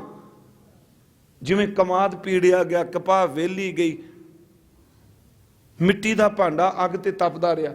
ਇਹਨੂੰ ਇਉਂ ਵੀ ਕਹਿ ਸਕਦੇ ਹਾਂ। ਗੁਰੂ ਅਰਜਨ ਦੇਵ ਦਾ ਇੱਕ ਸ਼ਲੋਕ ਹੈ ਜੀ, ਪਾਪੀ ਕਰਮ ਕਮਾਉਂਦੇ ਕਰਦੇ ਖਾਏ ਖਾਏ, ਨਾਨਕ ਜਿਉਂ ਮੱਥਨ ਮਾਧਾਨੀਆਂ ਤਿਉਂ ਮਥੈ ਧਰਮ ਰਾ। ਇੱਕ ਦੀਨੀ ਭੈ ਵੇ। ਇੱਕ ਭੈ ਵੇ ਦੈਵੀ। ਉਹ ਦੈਵੀ ਭੈ 'ਚ ਹੈ ਰੱਬ ਦਾ ਅਦਬ। ਜਿੰਨੀ ਦੇਰ ਤੱਕ ਉਹ ਭੈ ਨਹੀਂ, ਉਨੀ ਦੇਰ ਤੱਕ ਭਾਵਨਾ ਨਹੀਂ ਜਨਮ ਲੈ ਸਕਦੀ। ਇਹਨੂੰ, ਇਸ ਨੁਕਤੇ ਨੂੰ ਫਿਰ ਮੈਂ ਖੋਲਾਂਗਾ ਦੁਬਾਰਾ ਇੱਕ ਵਾਰੀ। ਜਿਹੜਾ दैवी ਭੈ ਹੈ, ਜਿਹਨੂੰ ਅੱਜ ਗੁਰੂ ਕਹਿੰਦਾ ਤੇਰਾ ਭੈ ਮੁੱਕਣਾ ਚਾਹੀਦਾ। ਪਹਿਲਾਂ ਬਾਣੀ ਕਹਿੰਦੀ ਹੈ ਵੀ ਤੇਰਾ ਭੈ ਹੋਵੇਗਾ ਤੇ ਭਾ ਬਣੇਗਾ, ਕਿਉਂਕਿ ਅਦਬ ਤੋਂ ਬਿਨਾ ਪਿਆਰ ਬਣ ਹੀ ਨਹੀਂ ਸਕਦਾ। ਅਦਬ ਹੋਵੇਗਾ ਤੇ ਪ੍ਰੇਮ ਬਣੇਗਾ। ਗੁਰੂ ਕਹਿੰਦਾ ਤੂੰ ਅਦਬ ਕਰ, ਪਰ ਅਗਲੀ ਅਵਸਥਾ ਹੈ ਤੇ ਅਦਬ ਤੋਂ ਤੂੰ ਪ੍ਰੇਮ ਵੀ ਚਲਾ ਜਾ। ਪ੍ਰੇਮ ਕਰਦਾ ਕਰਦਾ ਇੱਕ ਦਿਨ ਅਭੇਦ ਹੋ ਜਾ, ਕੱਲਾ ਇੱਥੇ ਨਾ ਖਲੋਤੀ ਰਹੀ ਮੈਂ ਅਜੇ ਅਦਬ ਬੜਾ ਕਰਨਾ। ਅਬ ਅਦਬ ਤੂੰ ਕਰ। ਹੁਣ ਦੇਖੋ ਗੁਰਬਾਣੀ ਨੇ ਨਾ ਜੀ, ਮੈਂ ਕਈ ਵਾਰੀ ਆਪ ਜੀ ਨਾਲ ਸਾਂਝ ਪਾਈਏ, ਜਿੱਥੇ ਦੁਨੀਆ ਦਾ ਭੈ ਵੇ ਉੱਥੇ ਨਫ਼ਰਤ ਜੇ ਪੱਕੀ ਗੱਲ, ਉੱਥੇ ਹੇਠ ਜਨਮ ਲਏਗੀ। ਜਿੱਥੇ ਰੱਬ ਦਾ ਭੈ ਹੋਏਗਾ ਉੱਥੇ ਨਫ਼ਰਤ ਨਹੀਂ ਜਨਮ ਲਏਗੀ, ਉੱਥੇ ਪਿਆਰ ਤੇ ਮੁਹੱਬਤ ਜਨਮ ਲਏਗਾ। ਮੈਂ ਇੱਕ ਵਾਰ ਕਿਹਾ ਸੀ ਕਿ ਮੰਨ ਲਓ ਅਸੀਂ ਬੱਚੇ ਨੂੰ ਡਰਾਉਂਦੇ ਆ, ਡਰੀ ਜਾਏਗਾ ਮਾਪਿਆਂ ਤੋਂ। ਜਿੰਨਾ ਡਰਾਓਗੇ ਉਹਦੇ ਅੰਦਰ ਇੱਕ ਕੰਡਾ ਨਫ਼ਰਤ ਦਾ ਪੈਦਾ ਹੋਵੇਗਾ। ਕਈ ਵਾਰੀ ਇੰਨਾ ਡਰ ਡਰਾਉਂਦੇ ਨੇ, ਜਿੱਦਣ ਆਪਣੇ ਪੈਰਾਂ ਤੇ ਖਲੋਂਦਾ ਮਾਂ ਬਾਪ ਨੂੰ ਦੇਖਣਾ ਪਸੰਦ ਨਹੀਂ ਕਰਦਾ। ਇੱਕ ਰਾਜਾ ਮੰਨ ਲਓ ਆਪਣੀ ਪ੍ਰਜਾ ਨੂੰ ਡਰਾਈ ਜਾਏ ਡਰਾਈ ਜਾਏ ਡਰਾਈ ਜਾਏ, ਤੇ ਮੈਂ ਇੱਕ ਬੇਨਤੀ ਕਰਾਂਗਾ, ਪ੍ਰਜਾ ਵਕਤੀ ਤੌਰ ਤੇ ਚੁੱਪ ਕਰੇਗੀ ਕਿਉਂਕਿ ਉਹਨੇ ਦਿਨ ਕੱਢਣੇ ਨੇ, ਪਰ ਉਹ ਮਾਰੇ ਹੋਏ ਲਲਕਾਰੇ ਇੱਕ ਦਿਨ ਨਫ਼ਰਤ ਦਾ ਰੂਪ ਧਾਰਨ ਕਰਨਗੇ। ਅੱਜ ਤੁਸੀਂ ਵੇਖੋ, ਮੈਂ ਸਿੱਧੀ ਗੱਲ ਕਰਾਂ, ਜਿੰਨੇ ਬੈਠੇ ਹੋ ਨਾ ਸਾਰੇ ਕਹਿੰਦੇ ਸਾਲ ਕੋ ਲੰਘ ਲੈਂਦੇ ਆ, ਇਹੋ ਜੀ ਮੱਤ ਦਿਆਂਗੇ ਯਾਦ ਰੱਖਣਗੇ, ਪਰ ਬੋਲਦੇ ਤੁਸੀਂ ਕੋਈ ਨਹੀਂ ਕਿਉਂਕਿ ਪਤਾ ਸਾਲ ਕੱਢਣਾ ਹੈ। ਇਹ ਗੱਲ ਬੜੀ ਓਪਨ ਹੈ। ਹੁਣ ਜਿੱਥੇ ਦੁਨੀਆ ਦਾ ਭੈ ਹੋਵੇਗਾ ਉੱਥੇ ਨਫ਼ਰਤ ਜਨਮ ਲਏਗੀ, ਜਿੱਥੇ ਗੁਰੂ ਦਾ ਭੈ ਹੋਵੇਗਾ ਉੱਥੇ ਪ੍ਰੇਮ ਜਨਮ ਲਏਗਾ। ਬਾਦਸ਼ਾਹ ਡਰਾਵੇਗਾ ਤੇ ਨਫ਼ਰਤ ਪੈਦਾ ਹੋਵੇਗੀ। ਚੇਤੇ ਰੱਖਿਓ, ਮਾਂ ਬਾਪ ਡਰਾਣਗੇ ਬੱਚਾ ਨਫ਼ਰਤ ਕਰੇਗਾ। ਭਰਾ ਭਰਾ ਨੂੰ ਡਰਾਵੇਗਾ, ਇੱਕ ਦੂਜੇ ਦੀ ਜਾਨ ਦੇ ਵੈਰੀ ਬਣਨਗੇ। ਜਿੱਥੇ ਦੁਨੀਆ ਦਾ ਭੈ ਆਵੇਗਾ ਉਹ ਮੈਲਾ ਹੈ, ਉਹ ਨਫ਼ਰਤ ਤੇ ਈਰਖਾ ਨੂੰ ਜਨਮ ਦੇਗਾ। ਪਿਆਰਿਓ, ਜਿੱਥੇ ਗੁਰੂ ਦਾ ਭੈ ਆਵੇਗਾ ਉਹ ਪ੍ਰੇਮ ਨੂੰ ਜਨਮ ਦੇਗਾ। ਜਿੱਥੇ ਪ੍ਰੇਮ ਆਵੇਗਾ ਉਹ ਅਭੇਦਤਾ ਨੂੰ ਜਨਮ ਦੇਗਾ। ਜੇ ਤੂੰ ਅਦਬ ਹੀ ਕਰਦਾ, ਜਿਵੇਂ ਸਤਿਗੁਰੂ ਨੇ ਬਾਣੀ ਚ ਕਿਹਾ, ਕਬੀਰ ਭਲੀ ਭਰੀ ਜੋ ਭਉ ਭਰਿਆ, 177 ਨੰਬਰ ਸ਼ਲੋਕ ਹੈ ਕਬੀਰ ਜੀ ਦਾ। ਕਹਿੰਦੇ ਨੇ ਬੜਾ ਚੰਗਾ ਹੋਇਆ ਪਰਮਾਤਮਾ ਮੇਰੇ ਚ ਭੈ ਪੈਦਾ ਆ ਗਿਆ। ਦਿਸ਼ਾ ਗਈ ਸਭ ਭੂਲ, ਹਰ ਦਿਸ਼ਾ ਜਿਹੜੀ ਹਰ ਪਾਸਾ ਭੁੱਲ ਗਿਆ। ਕਬੀਰ ਭਲੀ ਭਰੀ ਜੋ ਭਉ ਭਰਿਆ, ਦਿਸ਼ਾ ਗਈ ਸਭ ਭੂਲ, ਹਰ ਚੀਜ਼ ਭੁੱਲ ਗਈ। ਇਹਨੂੰ ਸਮਝੋ। ਮੈਂ ਇਸ ਤੁਕ ਤੇ ਫਿਰ ਮੈਂ ਅਗਲੀ ਬੋਲਣਾ। ਔਰਾ ਗਰ ਪਾਣੀ ਪਿਆ, ਜਾਏ ਮਿਲਿਓ ਢਲ ਕੂਲ, ਦਿਸ਼ਾ ਗਈ ਸਭ ਭੂਲ ਕੀ। ਮੰਨ ਲਓ ਅਸੀਂ ਇੱਕ ਦੂਜੇ ਨਾਲ ਕਿਸੇ ਗੱਲ ਤੋਂ ਖਹਿਬੜਨੇ ਆ, ਪਰਿਵਾਰ ਚ ਲੱਗੇ ਆ। ਹੁਣ ਅਚਨਚੇਤ ਮੇਰੀ ਗੱਲ ਧਿਆਨ ਨਾਲ ਸੁਣਿਓ, ਇੱਕ ਦੂਜੇ ਨਾਲ ਬੋਲਦੇ ਨਹੀਂ, ਰੋਟੀ ਇਕੱਠੀ ਨਹੀਂ, ਪਰਿਵਾਰ ਦੇ ਕਿਸੇ ਜੀ ਨੂੰ ਕੋਈ ਸੁਨੇਹਾ ਇਹ ਮਿਲ ਜਾਏ ਵੀ ਇਹਨੂੰ ਖਤਰਨਾਕ ਬਿਮਾਰੀ ਲੱਗ ਗਈ, ਜਾਂ ਇਹ ਪਤਾ ਲੱਗ ਜਾਏ ਵੀ ਇਹ ਬੰਦਾ ਹੁਣ ਆ ਹੋ ਗਿਆ, ਚੇਤੇ ਰੱਖਿਓ ਜਿਹੜੇ ਕਈ ਸਾਲਾਂ ਦੇ ਨਹੀਂ ਬੋਲਦੇ ਉਹ ਬੋਲਣ ਲੱਗ ਪੈਂਦੇ ਨੇ। ਕਿਉਂ? ਇਹਦਾ ਮਤਲਬ ਉਹ ਭੈ ਇਹੋ ਜਿਹਾ ਆਇਆ ਜਿਹਨੇ ਨਫ਼ਰਤ ਭੁਲਾ ਦਿੱਤੀ, ਨਫ਼ਰਤ ਭੁੱਲ ਗਈ। ਗੁਰੂ ਸਾਹਿਬ ਕਹਿੰਦੇ ਨੇ ਮੇਰੇ ਲਈ ਭੈ ਚੰਗਾ ਹੈ। ਘੱਟੋ ਘੱਟ ਬਾਕੀ ਗੱਲਾਂ ਤਾਂ ਭੁੱਲ ਗਈਆਂ ਸਾਰੀਆਂ। ਜੇ ਦੁਨੀਆ ਦਾ ਡਰ ਹੋਵੇ ਤੇ ਬੰਦਾ ਬਾਕੀ ਭੁੱਲ ਕੇ ਉਸ ਡਰ ਦਾ ਮੁਕਾਬਲਾ ਕਰਦਾ ਹੈ। ਪਰ ਕਹਿੰਦੇ ਨੇ ਬਹੁਤ ਚੰਗਾ ਤੇਰਾ ਭੈ, ਸਾਰੀਆਂ ਗੱਲਾਂ ਭੁੱਲ ਗਈਆਂ। ਤੇਰਾ ਭੈ ਤਾਂ ਇਸ ਤਰ੍ਹਾਂ ਜਿਵੇਂ ਗੜੇ ਪਏ ਹੋਣ ਧਰਤੀ ਉੱਤੇ, ਤੇ ਗੜੇ ਪੈਣ ਤੋਂ ਬਾਅਦ ਸੂਰਜ ਦੀ ਕਿਰਨ ਪਵੇ, ਪਾਣੀ ਢਲ ਕੇ ਗੜਾ ਢਲ ਜਾਂਦਾ, ਬਰਫ਼ ਢਲ ਕੇ ਫਿਰ ਪਾਣੀ ਦੀ ਔਲੂ ਵਿੱਚ ਆੜ ਵੀ ਚਲੀ ਜਾਂਦੀ ਏ। ਤੇਰਾ ਭੈ ਮੇਰੇ ਲਈ ਸੂਰਜ ਦੀਆਂ ਕਿਰਨਾਂ ਨੇ, ਜਿਵੇਂ ਬਰਫ਼ ਤੇ ਕਿਰਨ ਪਵੇ ਉਹ ਢਲ ਜਾਂਦੀ ਏ। ਤੇਰਾ ਭੈ ਆਇਆ ਤੇ ਮੇਰੇ ਅੰਦਰ ਦੀ ਕਠੋਰਤਾ ਮੁੱਕ ਗਈ। ਦੇਖੋ ਬੜੇ ਕਮਾਲ ਦਾ ਸ਼ਲੋਕ। ਔਰਾ ਗਰ ਦਰ ਤੇ ਗਲ ਗਿਆ। ਔਰਾ ਉਹ ਬਰਫ਼ ਜੀ, ਔਲੇ ਕਹਿ ਲੋ, ਗੜੇ ਕਹਿ ਲੋ। ਔਰਾ ਗਰ ਪਾਣੀ ਭਇਆ, ਜਾਏ ਮਿਲਿਓ ਢਲ ਕੂਲ, ਉਹ ਆੜ ਵਿੱਚ ਕੂਲ ਵਿੱਚ ਮਿਲ ਗਿਆ। ਮੈਂ ਫਿਰ ਬੇਨਤੀ ਕਰਾਂਗਾ, ਸੂਰਜ ਦੀ ਕਿਰਨ ਇਸ ਕਰਕੇ ਨਹੀਂ ਕਿ ਬਰਫ਼ ਉੱਤੇ ਪੈਂਦੀ ਰਹੇ ਤੇ ਬਰਫ਼ ਪਿਘਲੀ ਨਾ। ਸੂਰਜ ਦੀ ਕਿਰਨ ਪਵੇ ਤੇ ਬਰਫ਼ ਦਾ ਪਿਘਲਣਾ ਜ਼ਰੂਰੀ ਹੈ। ਜੇ ਪਿਘਲੇਗੀ ਤੇ ਰੁਕੇਗੀ ਨਹੀਂ, ਅੱਗੇ ਚੱਲੇਗੀ ਆਪਣੇ ਸੋਮੇ ਵਿੱਚ। ਰੱਬ ਦਾ ਭੈ ਇੱਕ ਕਿਰਨ ਹੈ, ਤੇਰਾ ਅੰਦਰ ਪਿਘਲੇ। ਤੇ ਪਿਘਲਣ ਦਾ ਅਰਥ ਇਹ ਨਹੀਂ ਤੂੰ ਖਲੋਤਾ ਰਹੇ, ਪਿਘਲਣ ਦਾ ਅਰਥ ਹੈ ਤੂੰ ਪ੍ਰੇਮ ਦਾ ਰੂਪ ਬਣ ਕੇ ਰੱਬ ਵਿੱਚ ਸਮਾ ਜਾਏ। ਸਤਿਗੁਰੂ ਕਹਿੰਦੇ ਨੇ ਚੰਗੇ ਨੇ ਜਿਨ੍ਹਾਂ ਅੰਦਰ ਭਉ ਪੈਦਾ ਹੋ ਜਾਏ।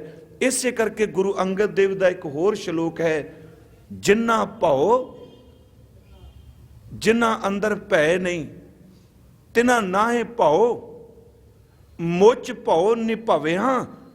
ਜਿਹੜੇ ਰੱਬ ਤੋਂ ਨਹੀਂ ਡਰਦੇ ਉਹਨਾਂ ਨੂੰ ਸਭ ਤੋਂ ਵੱਡਾ ਡਰ ਹੈ। ਸਤਿਗੁਰੂ ਕਹਿੰਦੇ ਨੇ ਤੂੰ ਆਪਣੇ ਅੰਦਰ ਅਦਬ ਰੱਖ। ਹੁਣ ਅਦਬ ਹੈ ਮੈਂ ਚੌਰ ਕਰਨੀ, ਅਦਬ ਹੈ ਮੈਂ ਮਹਾਰਾਜ ਦੇ ਇਸ ਤਰ੍ਹਾਂ ਕਰਨਾ, ਪਰ ਸਾਰੀ ਜ਼ਿੰਦਗੀ ਅਦਬ ਹੀ ਰੱਖੀ ਜਾਏਗਾ, ਇਹਦੇ ਵਿੱਚ ਅਭੇਦ ਕਿਤੇ ਹੋਵੇਗਾ। ਨੌਕਰ ਹੋਵੇ ਜਿਹੜਾ ਅਦਬ ਤੋਂ ਅਗਲੀ ਭੈ ਤੋਂ ਅਗਲੀ ਅਵਸਥਾ ਭਾਵਨਾ ਚਲਾ ਜਾਏ, ਭਾਵਨਾ ਵਿੱਚ ਡੁੱਬਾ ਹੋਇਆ ਸਾਈਂ ਵਿੱਚ ਅਭੇਦ ਹੋ ਜਾਏ। ਇਹ ਕਨੇਗੀ ਚਾਕਰੀ ਜਿਤ ਭਉ ਖਸਮ ਨਾ ਜਾਏ। ਤੇ ਰੱਬ ਦਾ ਭੈ ਡਰਾਵਣਾ ਭੈ ਨਹੀਂ, ਉਹਦਾ ਨਿਰਮਲ ਭਉ ਵੇ। ਹਰ ਦੂਜੜੀ ਲਾਮ ਸਤਿਗੁਰੂ ਪੁਰਖ ਮਿਲਾਇਆ, ਬਰਾਮ ਜੀਓ ਨਿਰਭਉ ਭੈ ਮਨ ਹੋਏ ਖੌਮੈ ਮੈਲ ਗਵਾਇਆ। ਬਰਾਮ ਜੀਓ ਨਿਰਮਲ ਭਉ ਪਾਇਆ, ਹਰ ਗੁਣ ਗਾਇਆ, ਹਰ ਵੇਖੈ ਰਾਮ ਹਦੂਰੇ। ਇਹ ਕਨੇਗੀ ਚਾਕਰੀ ਜਿਤ ਭਉ ਖਸਮ ਨਾ ਜਾਏ। ਨਾਨਕ ਸੇਵਕ ਕਾਂਡੀਆਂ ਜੇ ਸੇਤੀ ਖਸਮ ਸਮਾਏ। ਕਿਸ ਤਰ੍ਹਾਂ ਸਮਾ ਜਾਏ? ਅਬ ਤੋ ਜਾਏ ਚੜੇ ਸਿੰਘਾਸਨ, ਮਿਲੇ ਹੈ ਸਾਰੰਗ ਪਾਨੀ। ਰਾਮ ਕਬੀਰਾ ਏਕ ਪੈ ਹੈ, ਕੋ ਨਾ ਸਕੈ ਪਛਾਨੀ। ਗੁਰ ਕਿਰਪਾ ਜੇ ਨਰ ਕੋ ਕੀਨੀ, ਤeh ਇਹ ਜੁਗਤ ਪਛਾਨੀ। ਨਾਨਕ ਲੀਨ ਭਇਓ ਗੋਬਿੰਦ ਸਿਉ ਜਿਉ ਪਾਨੀ ਸੰਗ ਪਾਨੀ। ਸੂਰਜ ਕਿਰਨ ਮਿਲੇ ਜਲ ਕਾ ਜਲ ਹੁਆ ਰਾਮ, ਜੋਤੀ ਜੋਤ ਰਲੀ ਸੰਪੂਰਨ ਥਿਆ ਰਾਮ। ਅਭੇਦ ਹੋ ਗਿਆ। ਉਹਨੂੰ ਸਾਹਿਬ ਨੇ ਬਾਣੀ ਚ ਕਿਹਾ ਹਰ ਹਰ ਜਨ ਦੁਈ ਏਕ ਹੈ। ਭੈ ਪ੍ਰੇਮ ਤੇ ਅਭੇਦਤਾ, ਬਸ ਇਹੀ ਮੈਂ ਅਰਜ਼ ਕਰਾਂਗਾ। ਭੈ ਹੋਵੇ ਪ੍ਰੇਮ ਬਣੇ, ਅਭੇਦਤਾ। ਮਹਾਰਾਜ ਕਹਿੰਦੇ ਹਰ ਹਰ ਜਨ ਦੁਈ ਏਕ ਹੈ। ਬਿਬ ਵਿਚਾਰ ਕਛ ਨਾਹੇ, ਜਲ ਤੇ ਉਪਤ ਤਰੰਗ ਜੋ ਦਲ ਕੀ ਬਿਖੈ ਸਮਾਹੇ।